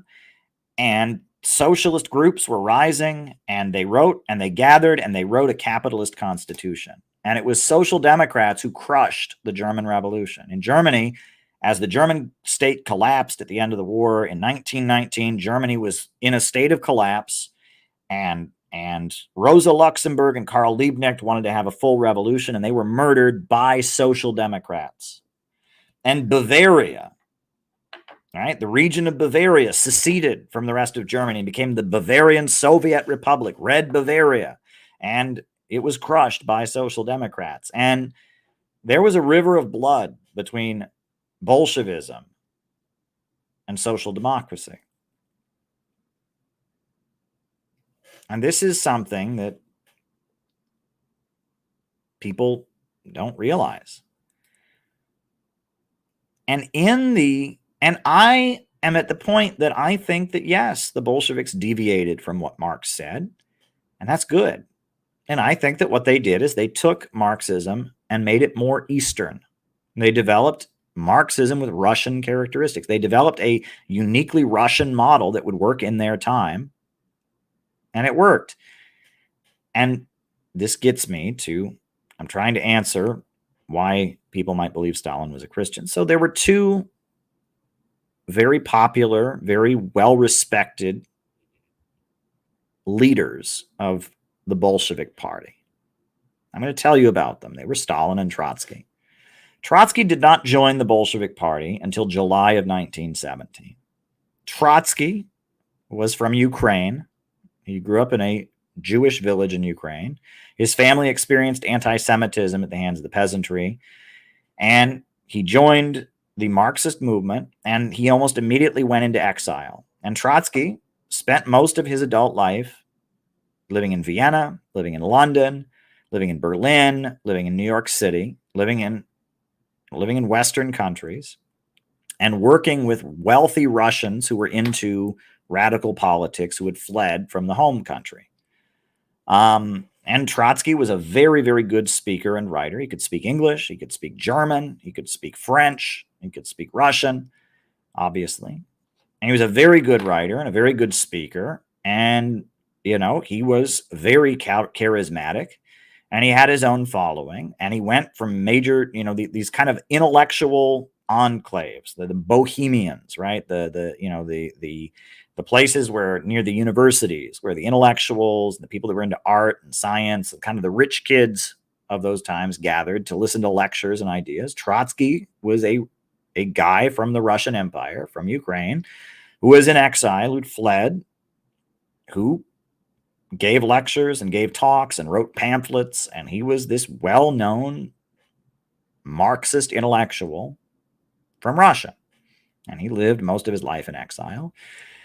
And he built a network of people who followed him, a few hundred people, who most of whom were Russian speakers, who followed him and read his newsletter and magazines and read his pamphlets. And he did some weird stuff. For example, he believed in forming the European Union. He wanted to unite all the European countries into one country. He called it the United States of Europe. And he said that this would break down the national divisions between the workers of the various countries. It would lead to the workers, uniting. And so he went around Europe having events and urging people to form the United States of Europe. And Lenin heard about this, and Lenin vehemently disagreed with Trotsky. He said, we don't want a United States of Europe because Europe is imperialist. And if the European imperialists combine all their power, their ability to exploit the people in the third world will intensify. And if we want people in the third world to become free, we should want to intensify the division between Britain and France and Germany and all of that. We don't want the imperialist capitalists to unite. Yeah, we want the workers to unite with each other, but we don't want to destroy the divisions among the imperialists. We don't want the imperialists to combine their strength. But why did Trotsky go around advocating the creation of the United States of Europe? Why? Well, his mentor and the guy who paid him was a wealthy German arms dealer. And this is where it gets very interesting. There was a wealthy German arms dealer named Parvis, Alexander Parvis. And Parvis smuggled weapons from Germany to Turkey, and he ran a military business, and he was elected to the parliament, and he was a known socialist writer. And Parvis paid Trotsky and financed Trotsky's writings, and Parvis, we now know, was also very heavily connected with the German secret police.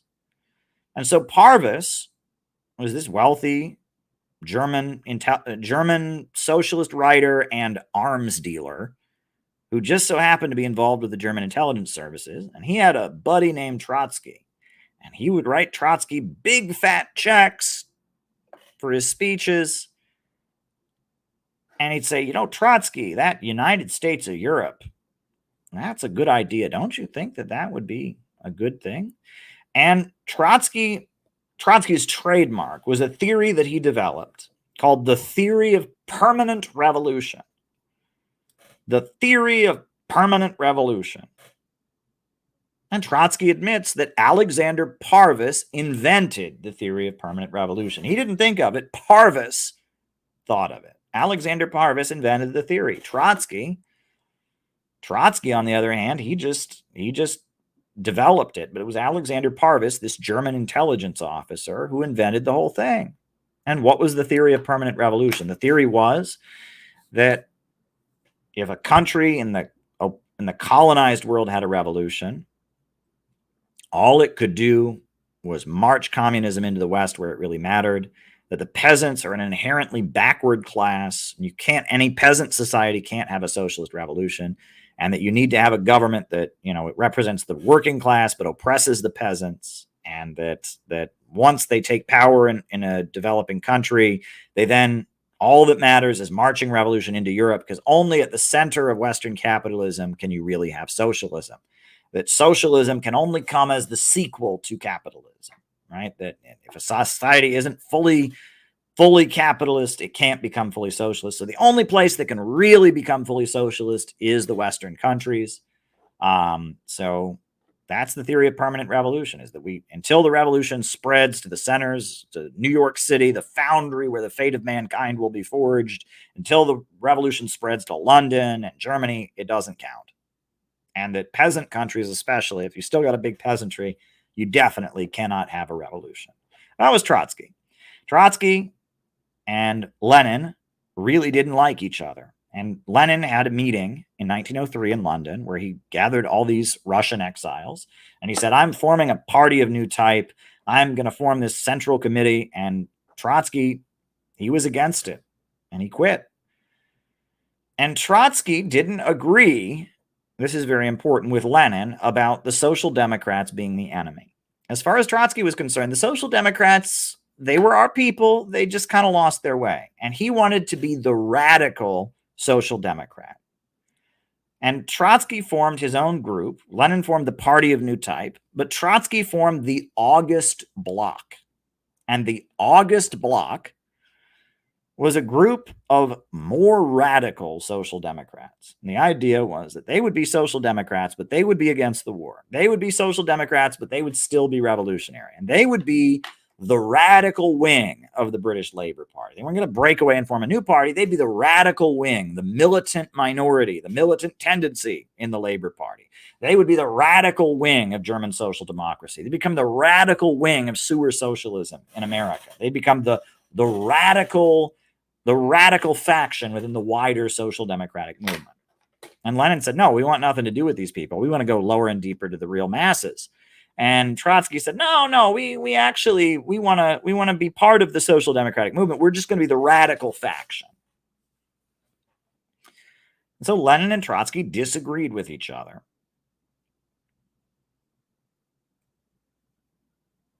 They disagreed. But then, in 1917, the Bolsheviks were kicking ass. Lenin came back from exile, and he had the April thesis, and the Bolsheviks became the party that was moving to take power. So Trotsky was living in New York City at the time of the February Revolution. He got on a boat. He went back to Russia. And in July of 1917, he could tell that the Bolsheviks were going to become the new ruling party. That the Bolsheviks, they had the militia, they had everything. And so Trotsky said, you know what? Screw it. And he got up and he apologized for his disagreements with Lenin. He repudiated everything that he wrote before the Russian Revolution. And he said, I am now a Bolshevik. And Leon Trotsky became a Bolshevik, and he joined the Bolshevik Party, and they let him join the Central Committee, and all of his followers joined the Bolshevik Party. And the Trotskyist movement, the August Bloc, or whatever they were calling themselves, the Defensists or whatever, they joined the Bolshevik movement. That's Trotsky. Stalin, on the other hand, is a very, very different person. Trotsky was from Ukraine, and he spent most of his life living in Western Europe. Stalin is from Georgia. He's not from the capital of Georgia either. He's from a little town called Gori. And Stalin is born in a little village. And Stalin's father is a bootmaker who makes boots for a living. And Stalin's mother is a religious fanatic, a very, very dedicated Christian. And from the time that Stalin was a little baby, Stalin's mother was adamant Stalin was going to become a priest, because that's what she wanted. She apparently had a lot of trouble having a child. She'd had many miscarriages. And so she decided that she was going to be a priest, that she was going to have her son be a priest. And so she was going to send her son to seminary school. And so she went around raising money door to door in the village to have her son become a Russian Orthodox priest and sent him to seminary school.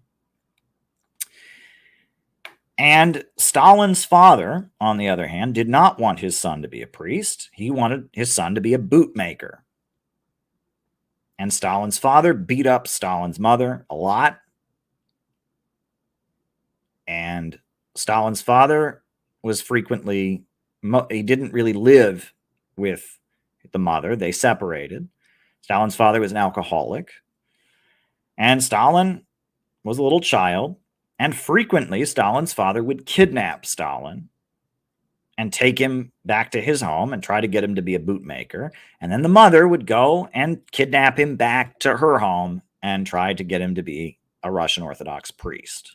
And this went on throughout Stalin's childhood. Can you imagine how confusing that would be for a little boy, right? One day, dad is taking him to go live with him, and now you're a bootmaker.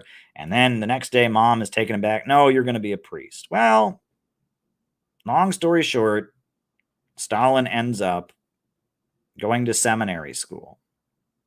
And he's in seminary school, and he's Georgian. He has a Georgian accent, and he's very clearly not a Russian. He is from one of the other nationalities. He's Georgian. And so he's kind of looked down on for that, right? He's got an accent. He's speaking a dialect, right? He's not speaking exactly the same as the other people at the school. And so he's kind of looked at as, like a poor kid, a troublemaker or whatever. And Stalin is a brilliant organizer. And one of the rules they had at the seminary school is that you can only read religious books. You can only read books about religion. But Stalin, the bad boy, he went to the local village and he found a bookstore that sold the writings of Victor Hugo, that sold action-adventure stories. And so he made a deal with the local bookshop to give him a copy of every book they had, give him a subscription. So every book they got, he would get. And he sold the books to the other boys at the seminary school. And he made lots of money doing it. He ran a book smuggling ring. Stalin was an organizer. He ran this book smuggling ring among the younger boys. And Stalin was always getting caught at school. And he was put in solitary confinement. That's how they would punish him, is they put him in a solitary confinement cell, like in prison, right? But in seminary school, that was the main form of punishment they used, right? Is that, if you were being bad, they'd lock you in a room. And the idea was that you would, pray in there and see the errors of your ways. And so Stalin was constantly getting punished, and he's running this book smuggling ring. And he frequently goes to the village, and in the village, he meets Marxists. They give him copies of Marxist books and communist books, and, he's learning all about communism. And he's also, getting in trouble at school. And so finally, his mother is furious with him. And she says, you know what? You're done. I'm not paying for you to go to seminary school anymore. Not paying for you to go to seminary school anymore if you're going to keep screwing around and getting in trouble and getting bad grades and getting in trouble. And so his mother cuts him off. So Stalin is out of seminary school. He's a seminary school dropout. However, Stalin knows how to read and write, which puts him ahead of most of the people in the Russian Empire at that time. The bulk of the population cannot read and write. Well, Stalin can read and write. And so Stalin can get jobs and support himself that other people can't get. He's got a very, very important skill. He can read and write. And Stalin also has met the Marxist movement. And so Stalin gets involved in organizing labor unions. And Stalin becomes a labor organizer. And he's the leader of various strikes and protests. The oil workers go on strike in Azerbaijan. Stalin is organizing them. He's bringing Muslim workers and Christian workers together to go on strike for better conditions. Stalin is organizing steel workers and metal workers. Stalin is a dynamic organizer. And one thing that he does is he organizes bank robberies.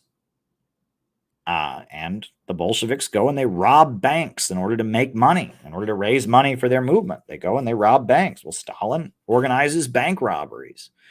And Stalin is, he goes to prison a lot. He's frequently getting arrested for his work, but he's very popular with the other prisoners. He's a very good speaker. He can get along with anybody. He's a man's man, right? There's a story that he gets sent into exile. Right, that's one thing they used to do to revolutionaries. And they took Stalin and a bunch of other organizers and they sent them out to Siberia, to a village in Siberia. So they put them in Siberia. And they were out in the middle of Siberia and they're like, oh my God, what are we going to do? We're here in the middle of nowhere in Siberia. Well, Stalin goes to the local village and he makes friends with the local Siberians and they elected him head of the hunting club. And Stalin becomes the head of the hunting club in the Siberian village. Stalin can get along with anybody. He's a people person. He's got real people skills. He just knows how to get along with people, and he's a brilliant organizer. And I quote this book by Simon Sebag Montefiore, this book, Young Stalin. I quote it frequently because people notice that in Stalin's preaching, there's a very religious undertone to what he preaches, right? He frequently references the Bible and biblical analogies, and there's kind of a religious undertone in his preaching, and that people notice that, and they say, well, he went to a seminary school. And in fact, it's true. Stalin learned everything he learned from seminary school. That's how he learned to read and write. That's how he learned world history. That's how he learned everything. So his foundation for being a communist was his Christian background. And Stalin moves up the ranks of the Bolshevik Party. And he becomes an important leader of the Bolsheviks, but he earns it. So at the time, there were two ranks, basically, in the Bolshevik Party. There were the people like Lenin and Trotsky and Zinoviev and Bukharin, who were the rich guys, the students, the rich guys who wrote all the books. And then there were working class people who formed labor unions, right? And that Lenin had this whole strategy of you find the agitators and you give them money so that they can go out and agitate. And that, so there were rank and file workers who formed labor unions and led strikes, and they took directions from the rich guys, the students, intellectuals who wrote all the books, and a lot of them were in exile. But Stalin was both. Stalin was from a village. Stalin had worked in many factories, but Stalin could also read and write, and he was both. And that was the brilliance of Stalin, is that he was both a smart guy who could read and write, and he was a labor union organizer. And he was the linchpin between the two. And so Lenin and Bukharin and Zinoviev and all the guys writing the books at the top and developing the great strategy, and your average working class person on the shop floor doing the organizing and handing out the leaflets and leading strikes and protests, Stalin is in the middle. And that was the importance of Stalin, is that he was the linchpin. The Bolsheviks had two newspapers. The first newspaper they had was the Theoretical Journal, that it was illegal to possess. Right? It was hidden and it was smuggled into the country, and if you got caught with it, you could get arrested. It was called Spark, Iskra. And it was where all the essays about Marxism and communist theory were. But there was another publication called Pravda, which means truth. And it was a daily newspaper that the Bolsheviks handed out that was full of letters. Workers complaining about conditions in their factory, complaining about what life was like, and it was worker correspondence. Stalin was the editor of Pravda, the daily newspaper full of working class correspondence. Stalin was a mass organizer, and he went to seminary school, and he was from Georgia, rural area, small village. Trotsky was a wealthy intellectual who spent most of his life in Britain, France, and Germany. These two guys couldn't be further from each other.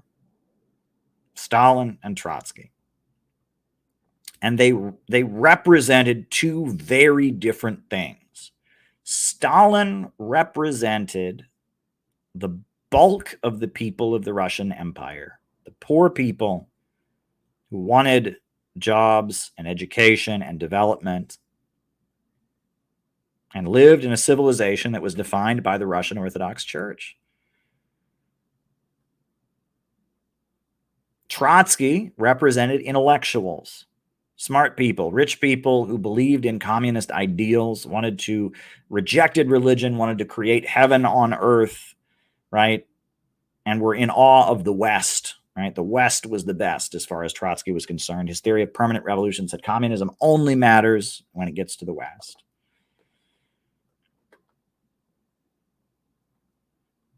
They were polar opposites, but they were in the same party. They were in the Bolshevik Party. And when Lenin died, they disagreed with each other.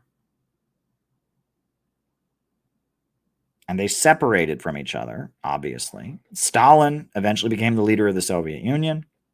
Trotsky went into exile. And Trotsky became the leader of Trotskyism, which eventually turned against the Soviet Union and became a vehicle for destabilizing the Soviet Union. In fact, many of the neoconservatives were once Trotskyites. Trotskyism became the basis of left anti-communism. Stalin, on the other hand, took the Soviet Union in a more conservative direction. After Lenin died, Stalin put Lenin's body in a mausoleum. Stalin mobilized the population to build up with 5-year plans. Trotsky and the other leaders had promoted free love.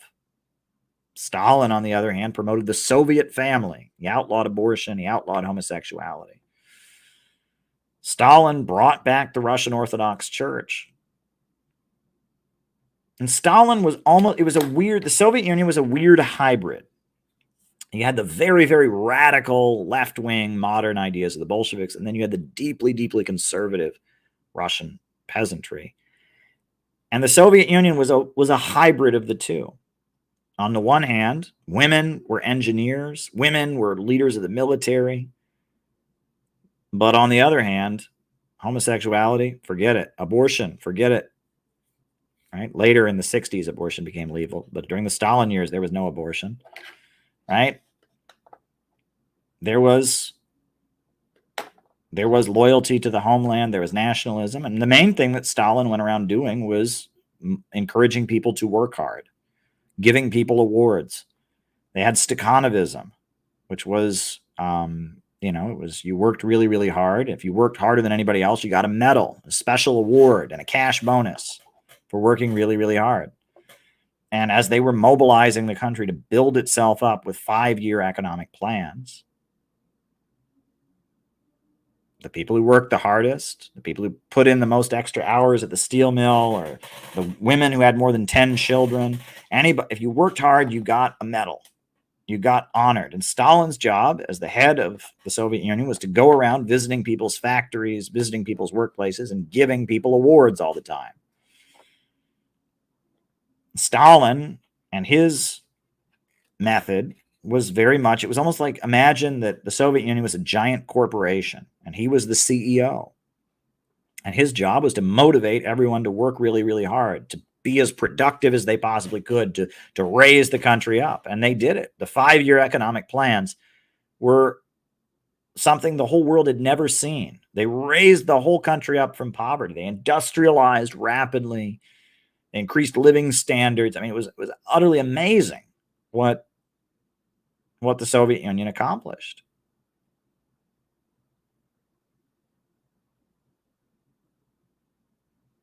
Trotsky, on the other hand, he rejected Stalin's theory of socialism in one country. And he continued his theory of permanent revolution. And Trotsky built an anti-Soviet movement, left anti-communism. Right? Trotskyism was a way to be a communist but oppose the Soviet Union. And all of this leads me back to Christianity.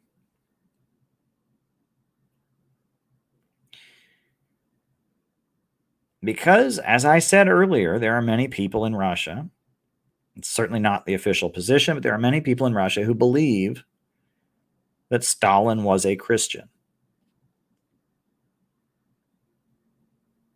And it's very clear that when Lenin built his party of new type, he took communism one step out of Europe, one step toward the East. Stalin took it yet another step toward the East. Trotsky wanted to keep Marxism in the West, and he wanted to keep it attached to what we call the left, the movement of rebellion that comes out of the French Revolution. The words left and right come out of the French Revolution. The National Assembly was formed after the French Revolution, and the people that were still loyal to the king sat on the right, and the people that were more radical, the Jacobins, they sat on the left. And Stalin took socialism and Marxism in a more and more conservative place. And he took it out of Europe. Lenin already, with his theory of imperialism, took it out of Europe. Trotsky wanted to take Marxism back to Europe.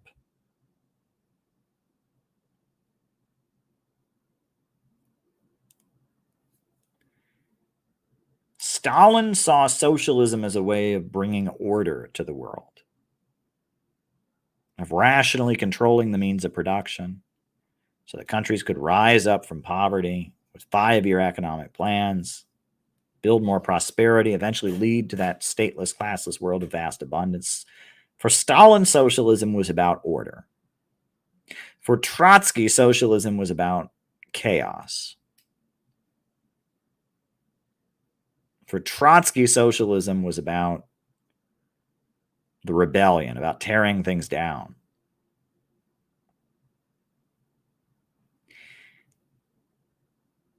And I would argue that the belief, these pictures that we see that don't make any sense to us in the West, they make sense in a way, in the same way that the rise of Confucius, as well as the rise of neo-Maoism in China, makes sense. Confucius and Mao were polar opposites. Mao wanted to abolish Confucianism. He had kids rise up against their parents, the Red Guards, revolt. Confucius said everyone has their place and you got to learn your place, filial piety, etc. So why are Mao and Confucius next to each other in modern day China? For the same reason that Stalin is in Orthodox churches. Stalin and the Russian Orthodox Church are both part of Russia's unique identity that is not Western. In the West, we love capitalism. We believe in the free market. We believe in individualism and greed is good. And in the West, we also are all about social liberalism. Do your own thing. You have no obligation to anybody else. Fuck everybody else. You have no obligation to your family. You have no obligation to your community. Fuck everybody else. Well, in the East, they seem to be all about communism to some degree. I mean, Russia is no longer led by communists, but the Soviet Union is a big part of their history. The Soviet Union industrialized them. China, they're certainly all about communism, but they've changed the communism. They believe in the market, etc. And in the East, they're all about family. And they're all about community values and obligation to your community. Serve the people. And Mao and Confucius both have a non-Western streak to them. Mao articulated it in the name of communism, live for the people, die for the people. Confucius articulated it in expressing belief in natural hierarchies, etc. And the Russian Orthodox Church and Stalin both have a streak of non-Western identity to them, right? Both of them were saying live live for your country, live for the sake of others, fight for your homeland, follow the teachings of Jesus, live for the goals of building up a modern country with socialism. They were both collectivists. The Russian Orthodox Church and Stalin are both collectivists. Confucius and Mao are both collectivists.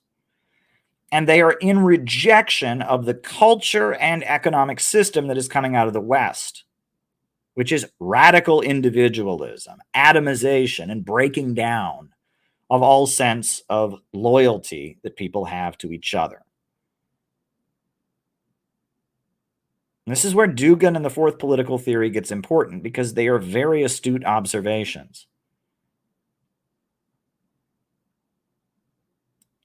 Capitalism and the imperialist Western societies that have emerged as a result of it have taken the philosophy of liberalism to very extreme conclusions. Liberalism is the philosophy that celebrates the individual rights, freedom of speech, freedom of religion. And in the West, liberalism is the ideology. Liberalism says that the individual comes above all else. And on the right, they emphasize economic liberalism. On the left, they emphasize social liberalism. On the right, they say, we have no obligation to give you health care. You're on your own, buddy. We have no obligation to pay you a minimum wage. You're on your own. You're on your own. No, no, free market. And on the left, they say, do whatever you want. Gay marriage, use drugs, abortion, whatever. Believe whatever you want. Do whatever you want. You're on your own, You have no obligation to your family, your community. Think whatever you want. Everything's okay. There are two versions of the same ideology, which is atomization. There's economic atomization on the right. There's social atomization on the left, but they're both breaking down any sense of community, isolating people from each other. Right? That is the Western way. And it's not working out too well. Psychologically, it's not working out too well. Economically, this is where the West is at. And in the East, there's an understanding, okay, the Soviet Union and communism didn't effectively defeat the West, right? The old Soviet style of communism didn't defeat the West, but something's got to counter it. And we want to revive our values against the West, and we want to protect our economies and have economic development and not be controlled by these Western corporations. And we want to have a collective vision for advancing our societies. And so we have to break out of the West. That's what we got to do. And so we need to tap into values of collectivism, values of tradition that hold us together so that we can resist the West and we can build ourselves up. And that's why in Russia, you see hammers and sickles and Russian Orthodox Christian symbols side by side.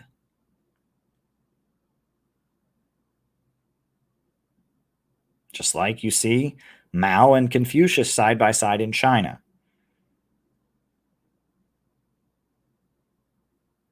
That we are in a period where the extreme liberal atomization of the West is deteriorating. But this takes me back to the Roman Empire. Because the economic model of Western capitalism, or imperialism as it's developed into, is very much the ancient Roman model. And that model is controlling the trade routes, holding back economic development, and using your big military to dominate global trade. That is the model upon which the British Empire and now the Atlanticist international financial system, the British financial system that dominates the United States, runs the world. And that model is unsustainable. It's unsustainable because it believes in reducing human beings to an animalistic state. It views human beings as animals. It says that human beings are like rats in a maze, fleeing pain and pursuing pleasure. It wants to control us with bread and circuses, gladiatorial shows.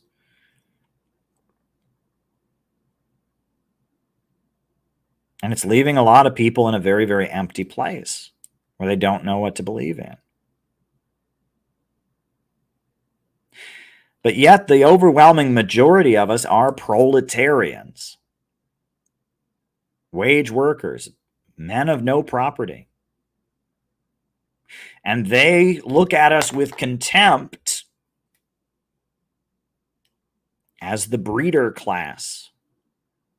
And they're desperate to stop us from having children. They blame the problems of their system on overpopulation.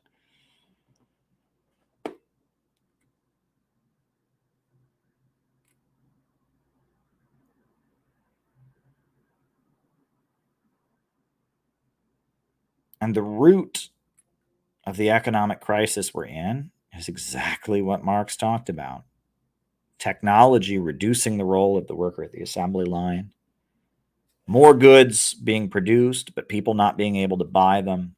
The problem of overproduction, the tendency of the falling rate of profits, all this stuff that Marx wrote about technology leading to greater poverty, about the irrationality of a system where greater economic advancement leads to greater poverty. All of this is coming back with a vengeance.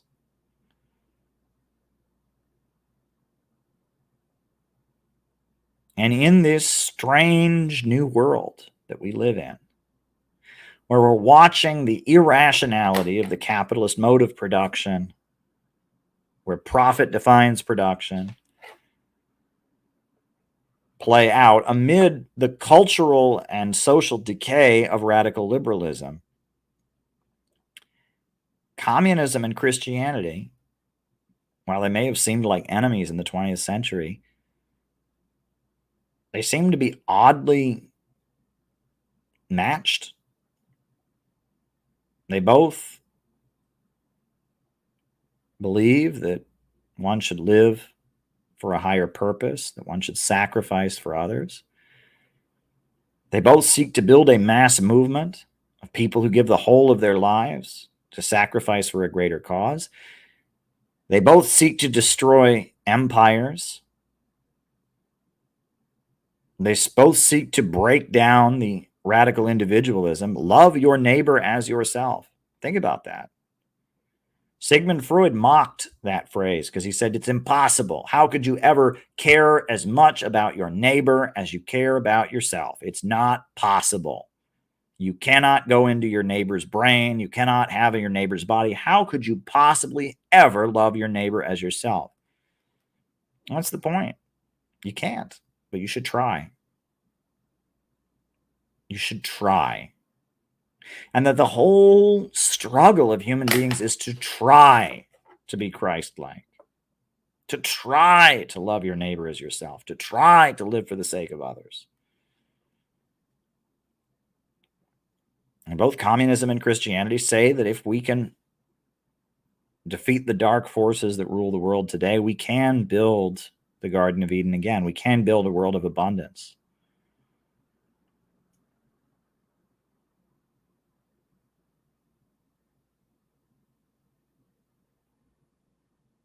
And that the leaves on the tree of life shall be for the healing of nations, and that there shall be no more curse. The curse shall be lifted.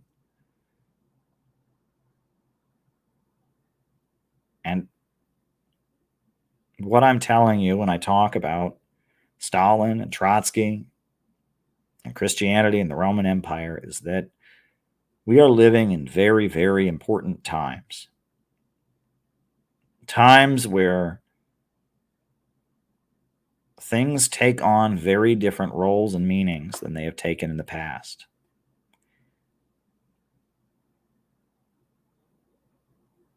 And what I'm telling you is that we're very lucky to be alive in these times, because we are going to do things that generations before have only dreamed of, and that we have a huge amount of responsibility.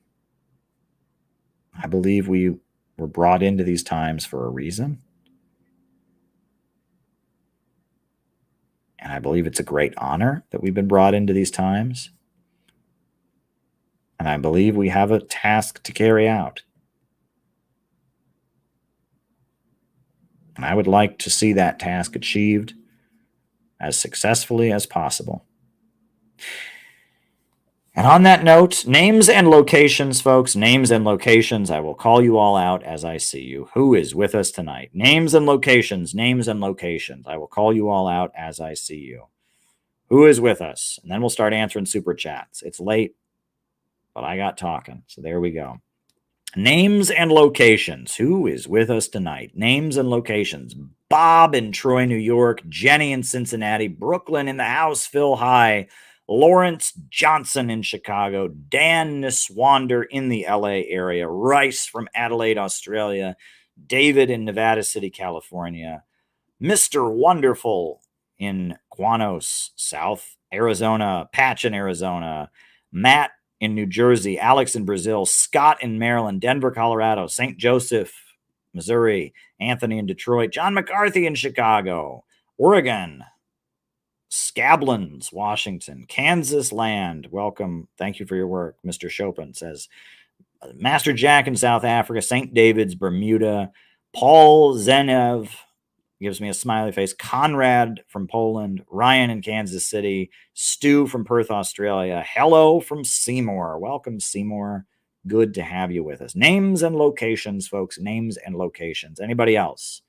Names and locations. I will call you all out as I see it. I see Dave in Rochester. Lioness. Dave in Rochester. Welcome, welcome, welcome. Oh, Patrick in Maine is with us. Miami, Florida. Alien Symbiosis. Peter from Sweden is with us. Welcome, Peter. Luca from Singapore. Rachel, you're still with us. I wondered if you'd fallen asleep, but you're still with us. I hope you're enjoying the show. Sherry in Cape May. Gabby in Chicago is with us. Gabby is with us. Always good stuff. Always good stuff.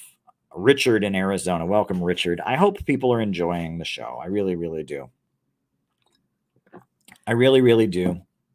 So any super chats people can send in. They obviously help me keep doing what I'm doing. Quick reminder that we are having a workshop coming up. We are having a workshop in, hold on. We are having a workshop in the Chicago area. And so we will have a formal registration form soon. But as of now, this is the information.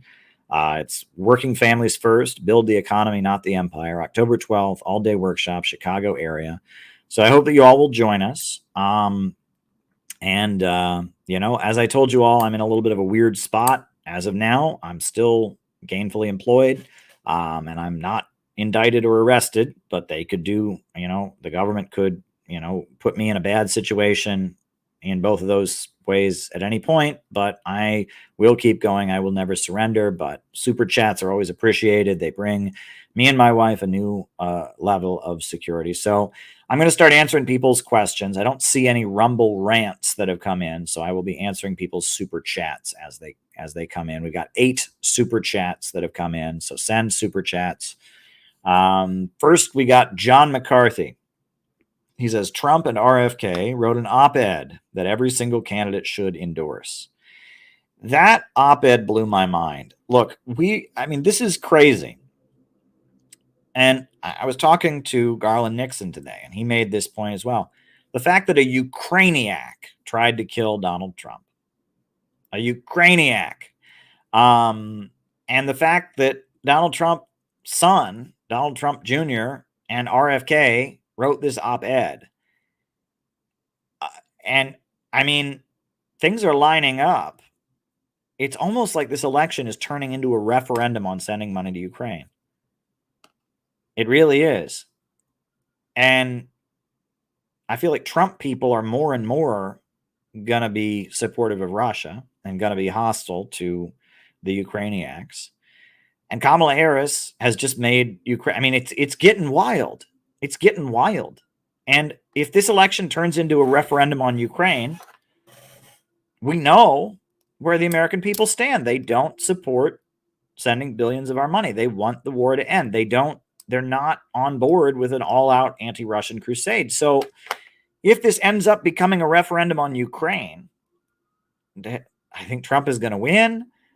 But I also think people are going to start looking into Ukraine. Like now, the whole Trump camp, after what happened on Sunday with the Ukrainian trying to kill Trump, and now this op-ed, like people are going to look into the Ukraine thing, and they're going to have to ask even more questions. This is all really, really, really good, folks, and everything isn't lining up perfectly. I know that a lot of the people are going down the Candace Owens rabbit hole, and she's saying weird shit, and it's complicated. Nothing is perfect, but in a weird way, as awful as things are getting right now, there's a repolarization happening where people are going to have to ask bigger questions. Because if you really, really don't buy the hatred for Russia, you really can't buy the hatred for China either, because it's the same shit. And the Ukrainian who tried to kill Trump was also a big Taiwan supporter.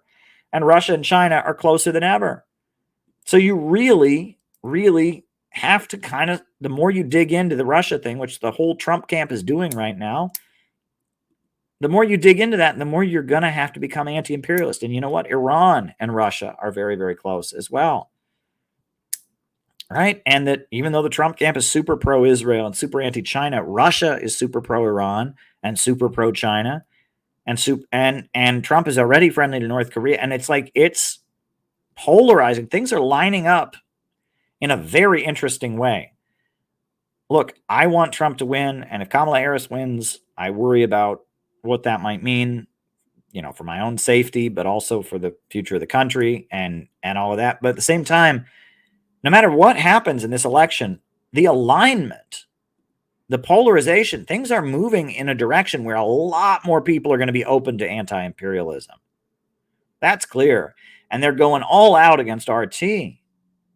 So how many people are going to go watch RT now? That you know, if Trump wins, they're going to blame RT for Trump winning. That's clear. I mean, this is how many people in America are going to go watch RT now? I mean, we're heading in a wild direction, right? It kind of reminds me in a weird way. This is obviously not a direct comparison, but you know, Abraham Lincoln said he was not in favor of abolishing slavery. That's what he said. He said he did not want to abolish slavery. But when he got elected, the slave owners freaked out so much that we had to have a whole civil war, and Lincoln ended up abolishing slavery. I feel like Donald Trump can get up and say, I don't like Russia, I don't like Putin, I just don't want to spend money. But they're flipping out against him so much that the way things are lining up, MAGA is going to have to move in an anti-imperialist direction. This is wild. This is wild. And our job as anti-imperialists, as people who teach modern anti-imperialism, non-woke left, right? Our job is going to be very, very important in the coming months. And in the coming years, we have a really special role to play right now, because anti-imperialism is on fire right now. Because everyone can see the emperor has no clothes. They're banning people from Facebook. I mean, it's getting to the point that anti-imperialism is rising among the American people. The Trump camp is being pushed in a more anti-imperialist direction. And if Kamala wins, a lot of people are going to think it's a rigged election. I mean, this is wild. This is really, really wild. These are really wild times. Go and read that op-ed. It's a great op-ed. It's an anti-war op-ed. It's just, I mean, it's wild. Since there's less workers, that would create a form of modern slavery, is that they want to bring more immigrants here to take American jobs. Well, we often will use slavery in modern language to describe jobs where workers are paid very, very little, or we'll describe human trafficking. But technically, slavery is, you know, even the slavery that existed in America, it was slavery in the sense that people were owned, and it was slavery in the sense that people didn't have human rights, but it was still the capitalist mode of production, because they were making, you know, they were working in plantations for crops to be sold. Those plantations operated according to profits. Whereas slavery is generally defined as a system of production for use. The slaves are growing the crops so people, the landlords can eat it, right? That slavery is an economic mode of production that predates capitalism. And when we're talking about slavery as a mode of production, right?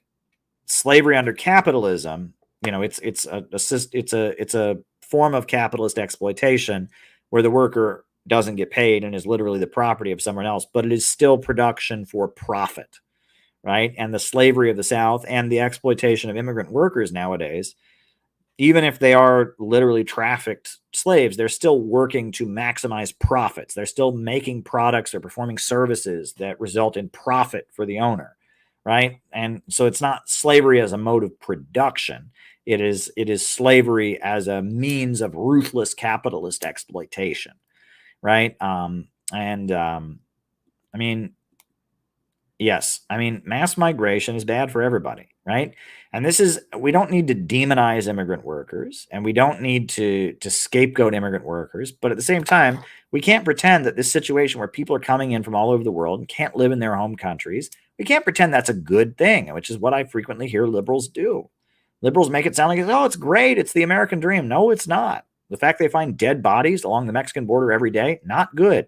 Cartels smuggling people in, the awful things, the MS-13 and the narco gangs do, not a good situation. And you're not racist if you acknowledge that it's a bad situation, that it's bad for all working people. Mass migration is caused by capitalism and imperialism, and it's bad. And that if you just shout racist at anyone who says that, and if you just adopt this liberal, oh, it's the American dream, you're not acknowledging there's a big problem there. Now, that said, the answer is not to scapegoat immigrant workers. Look, if you want to help MS-13, make all the immigrant communities afraid to call the police. That'll help MS-13 like you wouldn't believe. Or build a big, huge, giant wall along the border. So the only way people can get into the country is get smuggled in by one of these cartels, right? All the things that Republicans want to do to deal with the question of mass migration make things worse. But there's a problem there.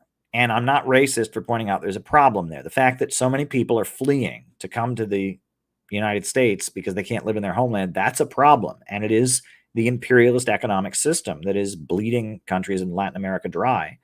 The drug cartel thing that started with the Contras in Nicaragua, right? The anti-communist groups that were funded by the United States that brought crack cocaine into the United States.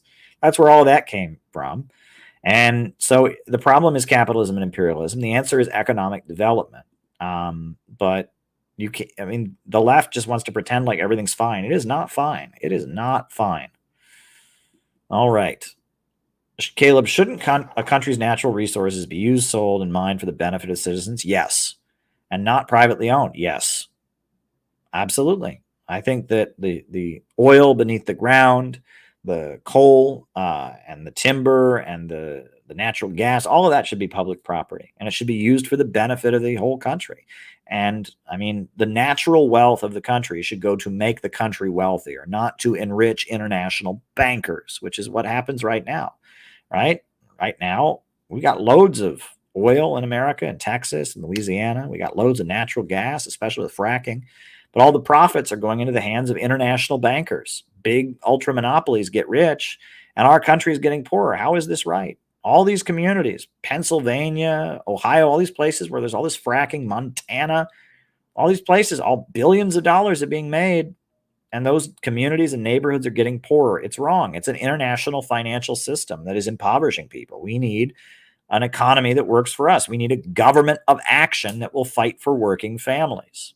That's what we need, a government of action that will fight for working families. And if you go to our 4-point plan, it includes public ownership of natural resources. The Center for Political Innovation, our 4-point plan includes public control of our natural resources. And, that's how Putin fixed the Russian economy, as he put oil and gas under state ownership. He centralized the Russian economy around Gazprom and Rosneft, and he stabilized it. After the fall of the Soviet Union, the free market policies in Russia were a disaster. Well, he stabilized it by putting oil and gas under public ownership. Gaddafi made Libya the most prosperous country on the African continent. How did he do it? He put oil under public ownership, and he had the highest life expectancy, provided great developments. He built the world's largest irrigation system, the Great Man-Made River. Gaddafi put oil under public ownership, and he used Libya's oil resources to make a prosperous country, right? If you put natural resources into the public budget, that takes the burden of taxation off the people. And on top of that, it raises the economy overall. I agree with you, Daniel, and thank you for your very generous super chat. What is the third Rome? My understanding is that there is some people that talk about Moscow as a third Rome or Russia as a third Rome. It's like some kind of Russian Orthodox conception. And I really don't know that much about it, to tell you the truth. I believe it's a Russian Orthodox conception, but a lot of this stuff gets distorted, right? And it's like scare porn for Western audiences. Yeah, the idea of Moscow as the third Rome, as the successor to Rome and Constantinople and the Russian mission to save the world. It's part of Russian Orthodox theology. I don't know that much about it, but I'm sure that anything you find about it in English is scare porn. It means Russia's taking over the whole world and we've got to fight Putin. And, that's probably what it means. And it refers, from what I'm seeing there, it refers in the theological sense. Rome was the original home of the Russian Orthodox, of the Catholic Church. And then there was the divide between the Byzantine Empire and then Constantinople. And then it's like, the capital of modern Christianity in Russian Orthodox theology being Moscow. All right. I think that's what it generally refers to, if I'm not mistaken. It's a theological thing. The empire never ended. Philip K. Dick. Okay, so I'm going to Google Philip K. Dick. Philip K. Dick as an American science fiction novelist. Okay. All right, I'm not familiar with his work. Philip K. Dick. Excuse me. All righty. Hi, Caleb. Do you know about the Younger Dryas, when the planet went through cataclysm, flood, and fires from comets disintegrating overhead, causing major extinctions 12,000 years ago? Matthew, I do not know about that. You asked, do you know? And the answer is no, I do not know about that. But I will Google it now, right? I owe you that. I used to just say no when I don't know about things. But now, if you're nice enough to super chat me and I don't know about something, I'll generally... Younger Dryas was a period in Earth's geological history that occurred between 12,900 to 11,700 years before present. It is the sudden, abrupt, or cooling of the northern hemisphere. There we go. I am not good on my geologic time on all of that, right? Got to go back to high school earth science class to learn about all of that. Not my field. That is out of my field, right? I talk about geopolitics. I talk about economics. I talk about, human history. Yep. But there you go. I'll have to learn about it. Maybe there's something you'd like me to learn about it. So there we go. Does the meta ban on RT affect your work in any way? Not that I'm aware of, but we're trying to figure things out. So basically my job situation is up in the air right now. I'm still gainfully employed as far as I can tell, but these new laws, we have to figure out how I can continue to do my job and be in compliance with U.S. law. So, they've got attorneys working on that, right? They don't want me to violate the law, right?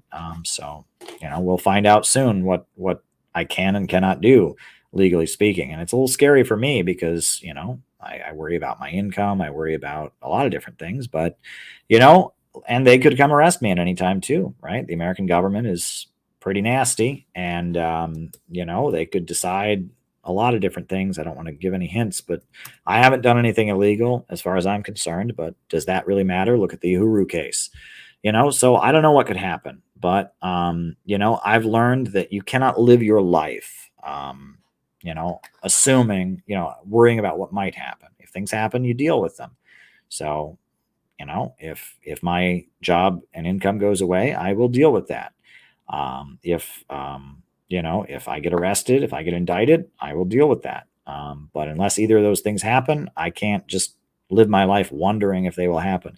Look, I'm obviously on Kamala Harris's shit list, okay, because I wrote the book that I wrote 4 years ago. The fact that they took my book down from Amazon the day she got the nomination, that wasn't an accident. That wasn't taken down by a bot, and it wasn't restored 7 days later by a bot either. And I worry about what could happen if she becomes president. I have no idea what's going to happen, but I will never surrender. That's the main thing. I'm going to keep going as an anti-imperialist. I am dedicated to building this community. Tune in for the morning messages. We have them every morning. And I look at Chairman O'Malley and how brave he has been in the face of being on trial for his life and all of that. I look at how amazing and heroic Chairman O'Malley and the African People's Socialist Party has been.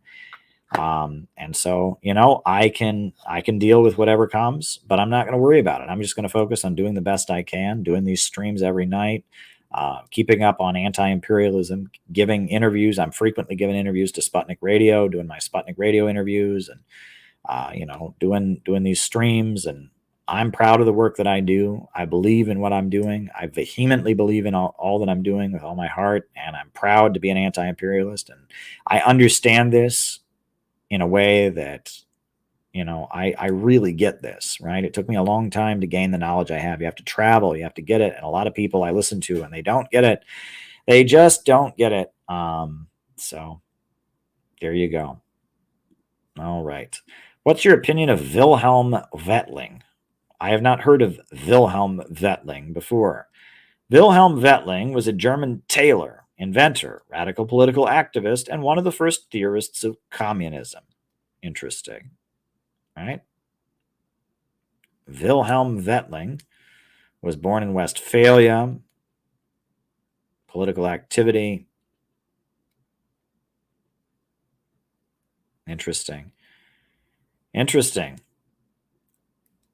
A lot of people think Karl Marx invented communism or Karl Marx invented socialism. There are a lot of people talking about this stuff before he did. A lot of people, and this is one I was not familiar with. But if you read the whole history, there was a group called the Conspiracy of Equals. There was a group called this is hilarious. There was a group, you look at all these early communist groups before Marx came along, right? There were many different groups that were dedicated to building some kind of egalitarian society and getting rid of capitalism. One of them was called the Conspiracy of Equals. And then they had another one, which was called the League of the Just. And I hear that, I'm like, it's the Justice League, right? It's Superman and Batman and Wonder Woman. It's the Justice League, but it's the League of the Just, right? And if you look at like the early communist groups, right, that were like the utopian communist groups, like before Marx, before the scientific folks, right? And that sounds like what this guy was, right? He was a Christian socialist who was around before Marx, right? I think you had Franz Fourier, you had, Robert Owen, you had Henry Saint-Simon, right? You had many of these kind of people. Babov, I guess this guy drew from Babouf, or what is his name? Yeah, Francois No Babouf, the radical. I've heard of that guy, right? And Louis Auguste Blanqui. And, this guy was a contemporary of Marx who was a radical, right? He lived in New York City. Interesting, right? It's interesting because Germany in Marx's day was a stronghold of radical ideas because the German Revolution of 1848 had been a huge radical uprising to create a modern German nation state. And some of the most radical thinkers, in the world were in Germany, and Germany was not yet a country. Germany didn't become a country until I think the 1860s. So, this uprising in 1848, to create the modern German nation state. So there we go. Yeah. SPD became the most powerful party in Germany until World War I. And then after World War I, they took power and didn't do anything with it. And then they were on the defensive ever since. But they still exist. I mean, they're still a major political party.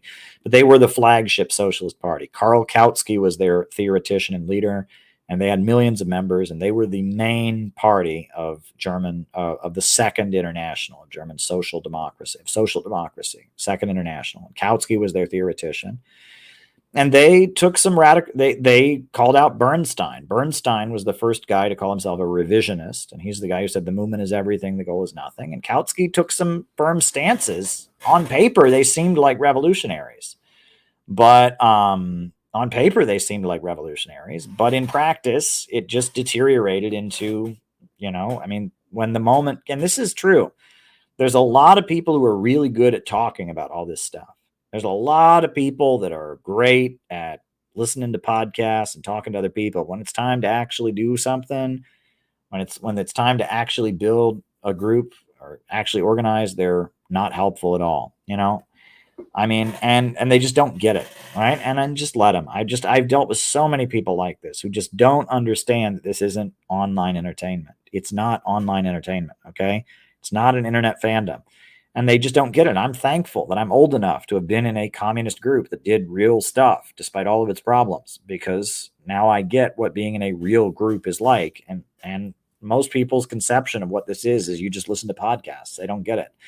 And, the German Social Democratic Party was a real group. It's not that they weren't a real group, but when the moment came, it was time to oppose World War I, they didn't. And there's a lot of people that are like that they like hearing about these ideas, but actually doing anything, oh my God, what? No, I can't do that.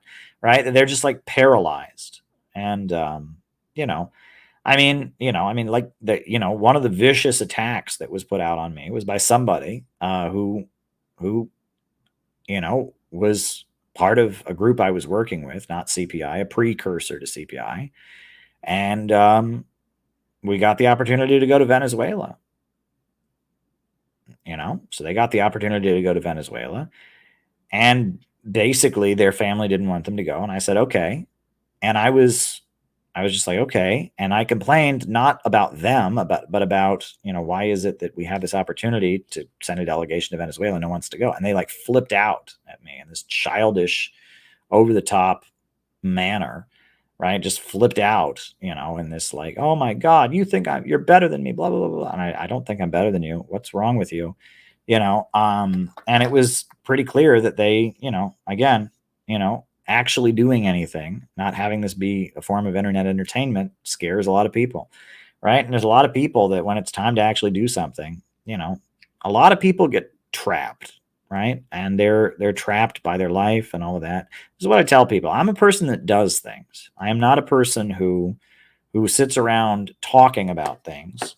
I'm a person that actually does things, right? If I say I'm going to have a conference, I have a conference, right? We're having a workshop in Chicago, October 12th, right? I do stuff, right? And there's a lot of people that I've learned this is like a pattern. There'll be people in my life who really, they love being around me and all of that. And then I actually go and do what I'm talking about. And they're like, what? He's going to do it? This is in college. There were a lot of people who loved talking to me and all of that. And then it was like, oh, we're actually going to go do it now. Do it? I can't do that. And I mean, the same with CPI. I mean, for a while, there was a group of people that, I would give a lecture in New York City. We'd all go out to the diner afterwards. It was fun or whatever. But then CPI turned into a real group. We got resources and we actually started building a real group. Oh my God. And they flipped out and got jealous and childish. And it's just like, and that's how these people are, right? There's some people that are, they're just not in it for real, and you see who's really in it for real. And there's a lot of people who they just don't have it in them to actually put anything on the line, to actually have people rely on you, to actually, this is just an intellectual head game to them. Well, I view my job as showing you that this is not an intellectual head game, right? My job is to help you become the best that you can be and to motivate you and to teach you. And that, this is not an intellectual exercise for me. I do intend to build a real movement. So anyway, what's your feelings on the biblical flood? I don't know. I actually have no idea. I really, really don't know. I don't know. Did the biblical flood? I mean, I have no idea, Matthew. I don't know. I mean, it's an interesting story. That Noah built the ark. What's interesting is the way the story is generally told nowadays, right? Is that all of Noah's neighbors thought he was crazy, but he just built that ark, and then one day the floods came. That's not actually in the Bible, right? He built the ark, and the other people didn't listen to him. They were all sinful or whatever. But then that's in there, right? And then he's on the ark for so long, and they have the measurements of the ark, so many cubits by so many cubits, and then he sends the raven out, and then he sends the dove out. They found dry land, and I just don't know enough. I mean, is this a story that is meant to teach us something?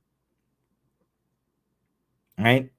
I mean, I don't know. I'm sure Gavin, our good friend, he probably can argue vehemently that it is literal, that it really happened.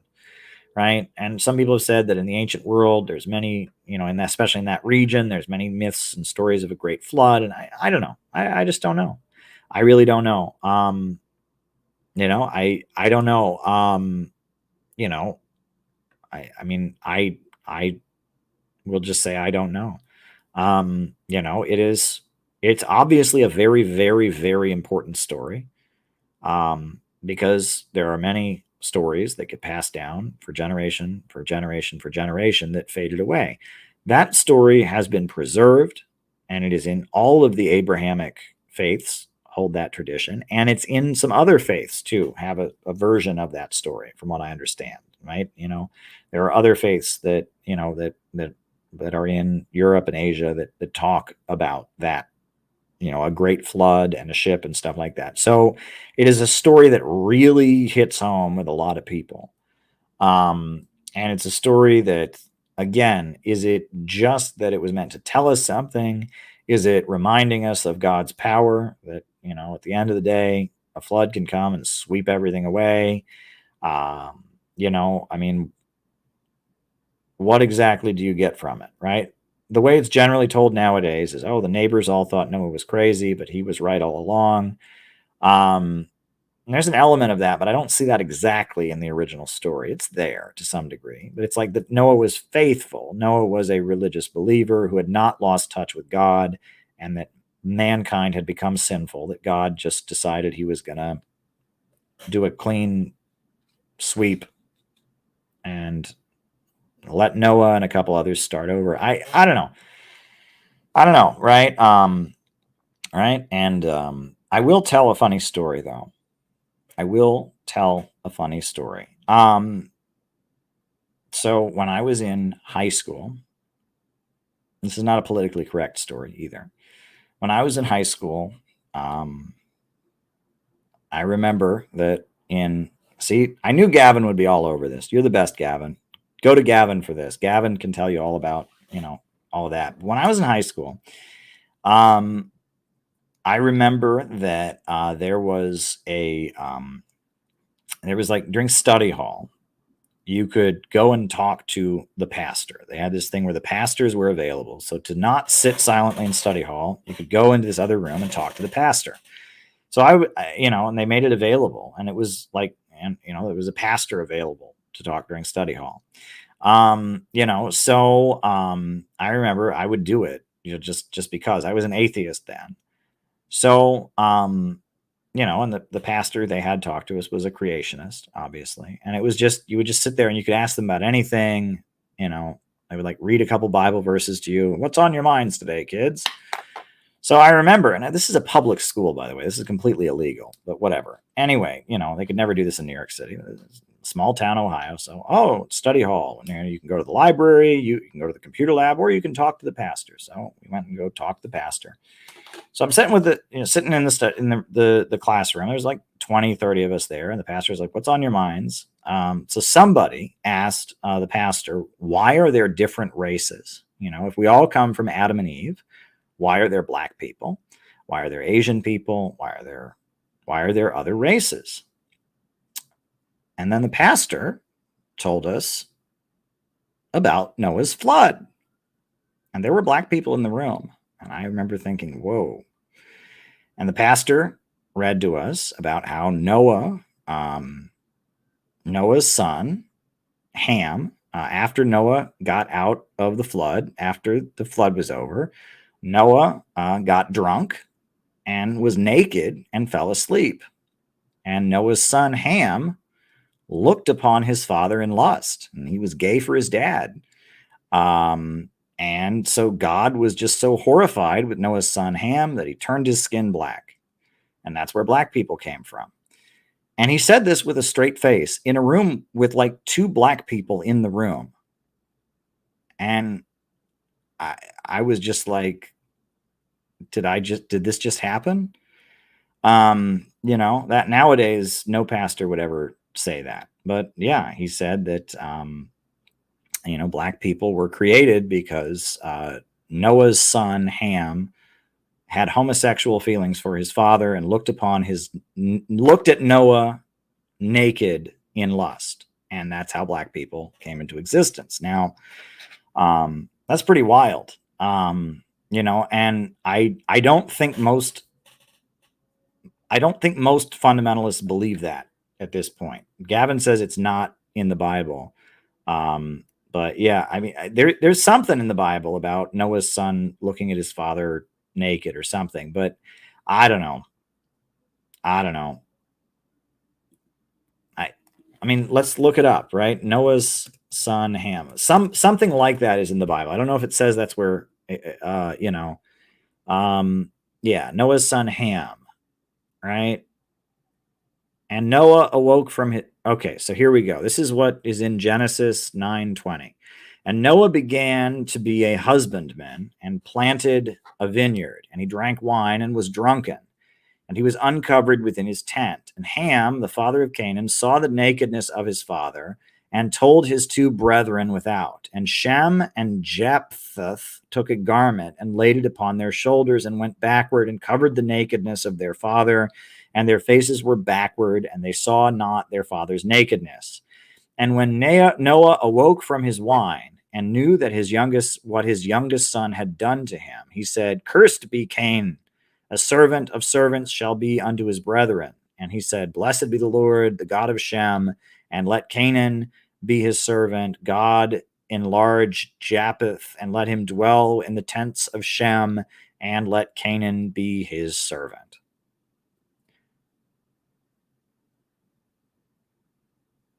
So I'm not quite understanding what Ham did, right? He saw his father naked, and then he went and got his brothers and said, put some clothes over our father because he's naked in his drunkenness. So what did he do wrong? It doesn't say he was gay. I don't know. Again, this is one of those things where it's like something's lost in the translation, right? Obviously, at the time this story was first written down, everybody got the point of that, right? Everyone got the point of it, but I have no idea what am I supposed to take from this, Gavin, tell me what am I supposed to take from Ham? I don't even know. I don't know. I mean, creation, curse of Ham. All right. What does creation, curse of Ham say? All right. Thank goodness Gavin's here tonight. We're talking about Noah's flood and the curse of Ham. All right. In response, okay, what is this? Original message. Thank you for your comment.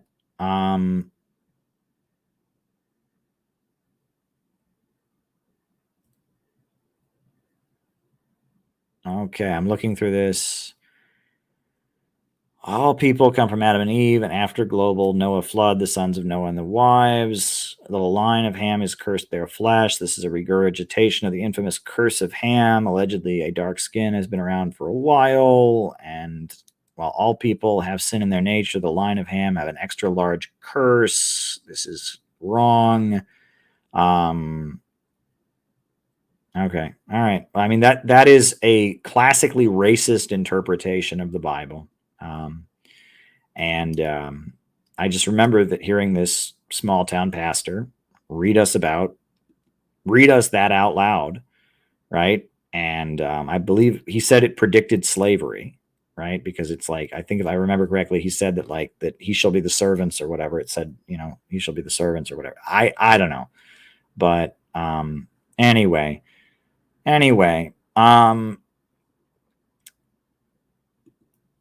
should Marxists stop identifying with the left? Yes, they should, because left and right are just two forms of capitalist ideology.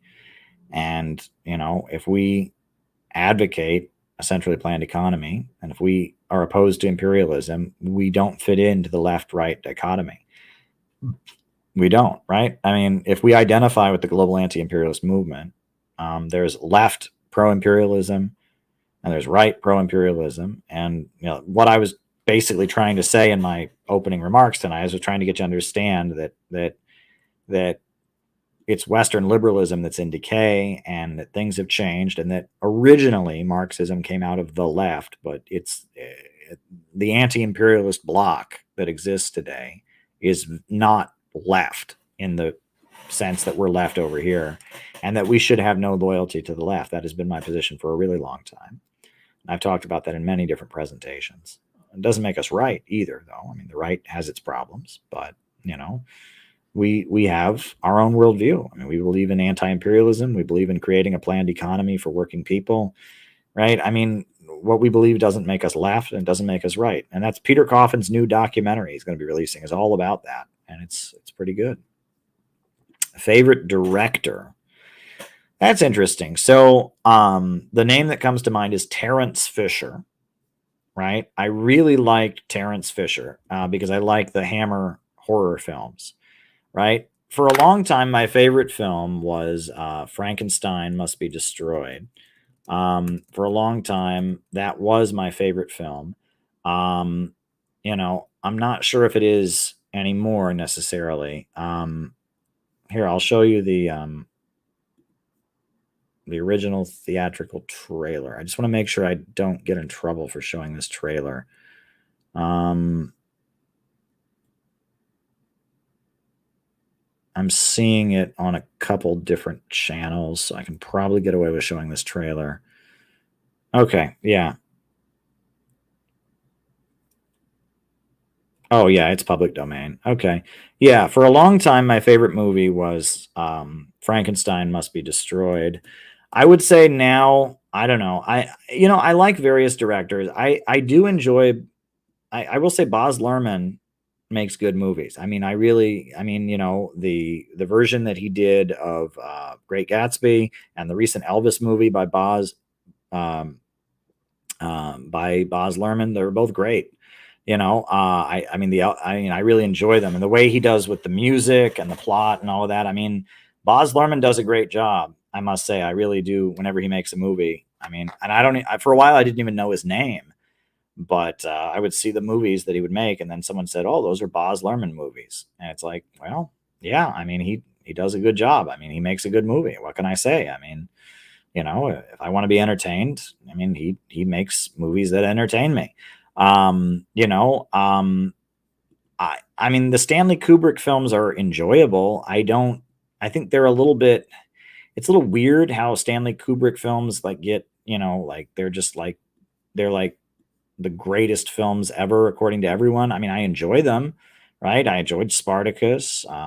You know, I mean, Stanley Kubrick did good work. I don't understand why he's worshipped among film people. So, all right, we'll put on the trailer for Frankenstein Must Be Destroyed. I must have been a lot darker as a teenager because I don't think this would be my favorite movie. But for a long time, like when I was a teenager in my college years, this was my favorite movie. Frankenstein Must Be Destroyed.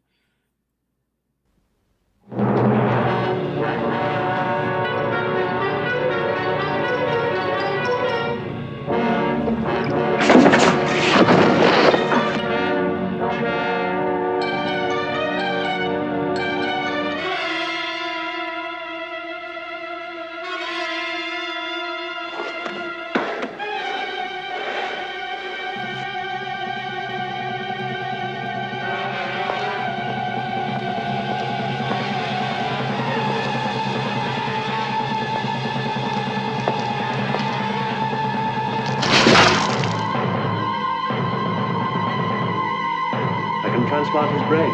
If I don't, it'll die through lack of oxygen. But that would mean you have to remove someone else's brain to do it. Of course, Carl. How else?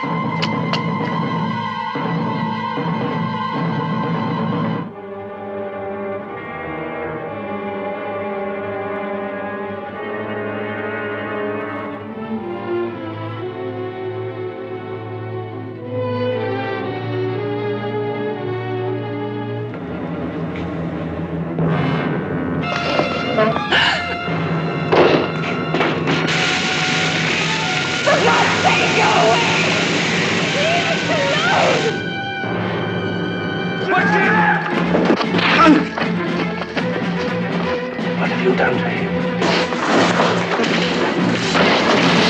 What have you done to him? Let me go! Help me! In the name of God, somebody help me! There is no one in the world who can help you except me. Trust me, besides, after what I've done tonight, I must be completely trapped. I won't go without you, Carl. The police! They're searching all the houses.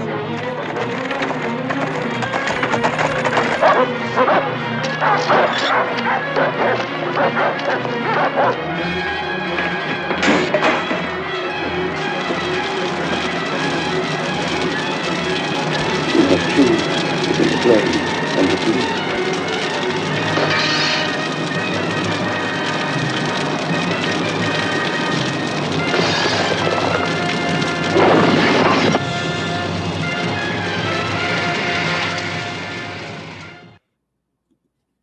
So there we go. There we go. I have seen Eyes Wide Shut. I watched it the first time I had COVID, actually. Long story short. And again, you know, I will say Stanley Kubrick has made a diversity of films. But there you go. I must have lightened up a lot because I look at that now and I'm like, that's actually not my favorite movie anymore. But there we go. But yeah, Stanley Kubrick, I think about Spartacus. I think about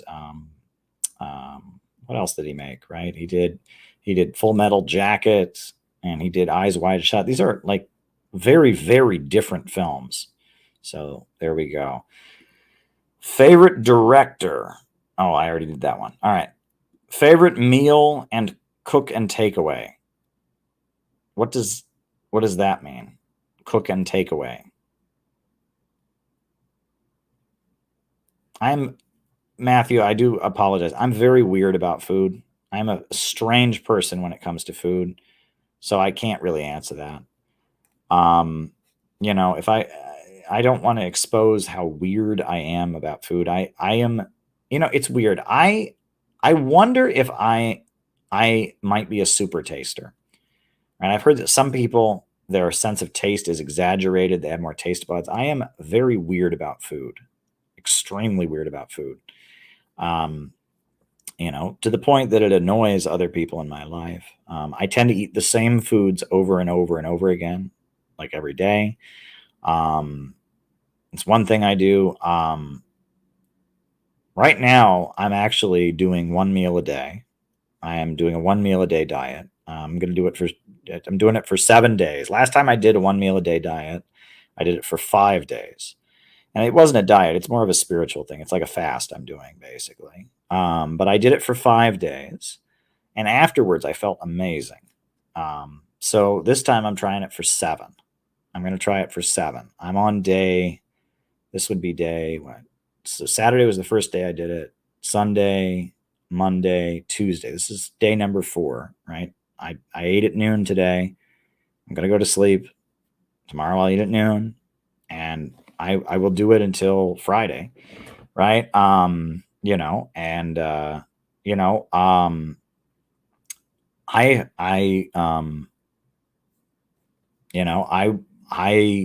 am a little bit hungry right now, and I tend to be hungry when I wake up in the morning, but I do 1 meal a day at noon, and I'm doing that, and we'll see. You know, I'll do the whole 7 days, and we'll see how it goes.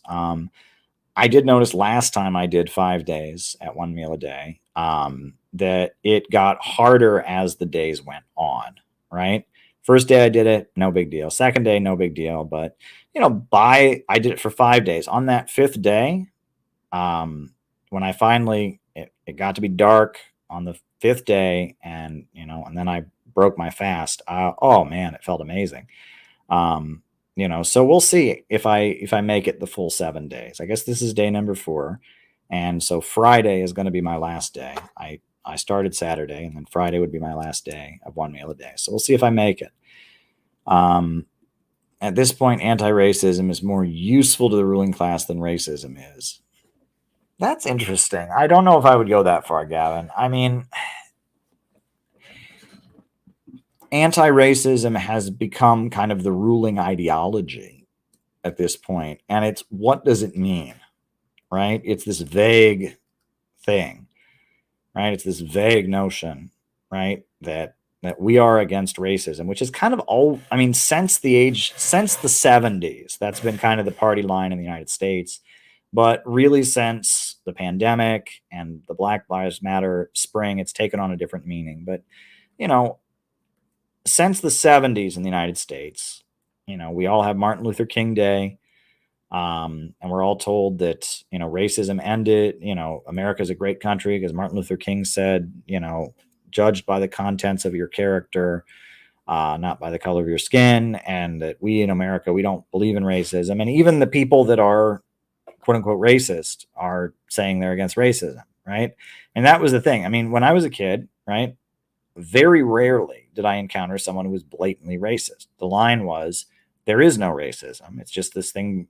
The conservatives that I grew up around, I grew up in a very small town. It was mostly white among conservatives, but none of them would say we're racist. Most of them would just say, no, there's no such thing as racism. It's just, that was a long time ago. And racism is something that Black people are always complaining about because, to make our lives miserable or something. That was the line that conservatives had.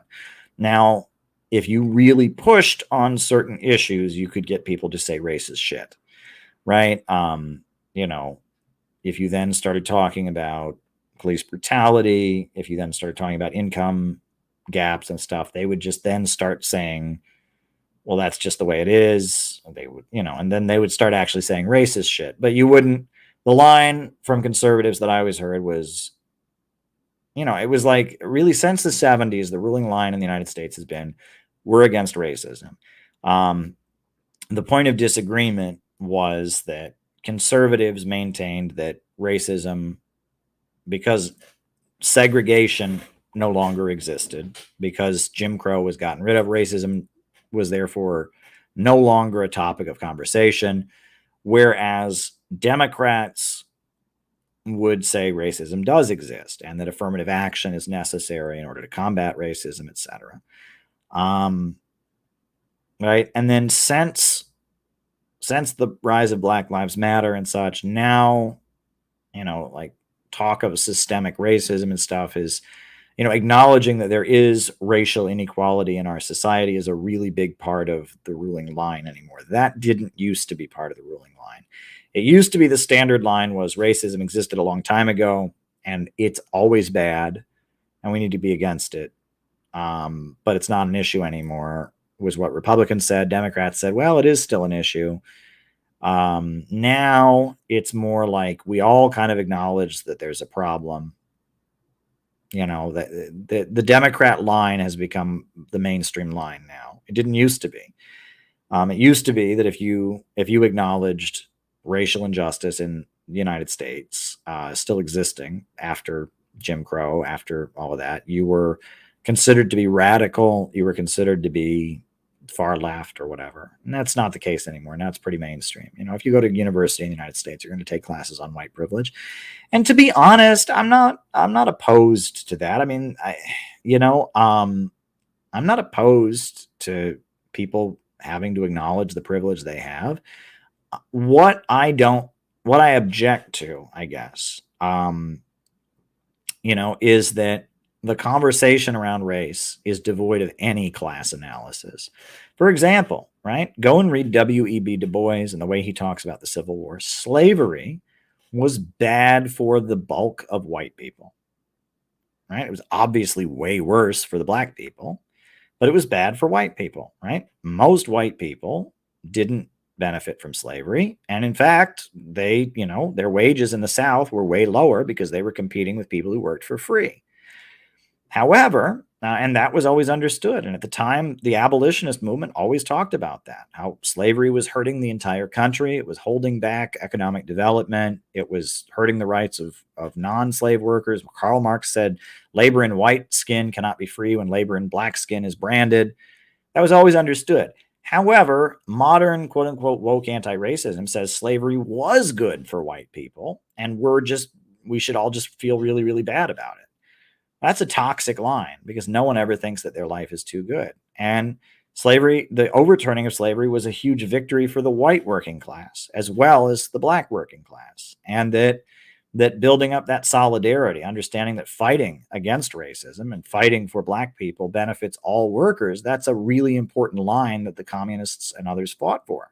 And now that is not acknowledged. Now there's a feeling that, if you're white, because slavery went on, you benefit from it. And I just, it's like, is my life better because I'm white? Absolutely. Absolutely. Would my life be way worse if I was black? Absolutely. And it breaks my heart. One of the most common things that I've seen in my life, one of the most common things I've seen from people is that you get, especially very low income white people, who get very defensive if you mention that racism exists, because they say, well, I've suffered in my life, so therefore there's no racism because I'm white and I've suffered. Because there is no conversation about class. No one can ever say, well, you've suffered, but your suffering isn't because you're white. Your suffering is because you're a working class person, because we live in capitalism. There's none of that, right? It's like we have to acknowledge racism existing, but we can't acknowledge that other forms of oppression exist. So you get like very defensive, statements from white working people, and, it's like, what they need to understand is all those bad things that happened to you would still have happened. Plus you'd have the hardships and the burden of being a black person in a racist white society. But that's not the way things are taught, right? It's taught, even the term privilege is something you're not entitled to. And I believe everyone is entitled to not facing discrimination. I believe everyone is entitled to a decent income. I believe everyone's entitled to a good paying job. So saying that because I have more access to those things because I'm white, which I do, that's white privilege. It's like, well, no, that just means I have more of my basic human rights than black people have. It's a violation of the rights of black people. It's not a privilege that I have.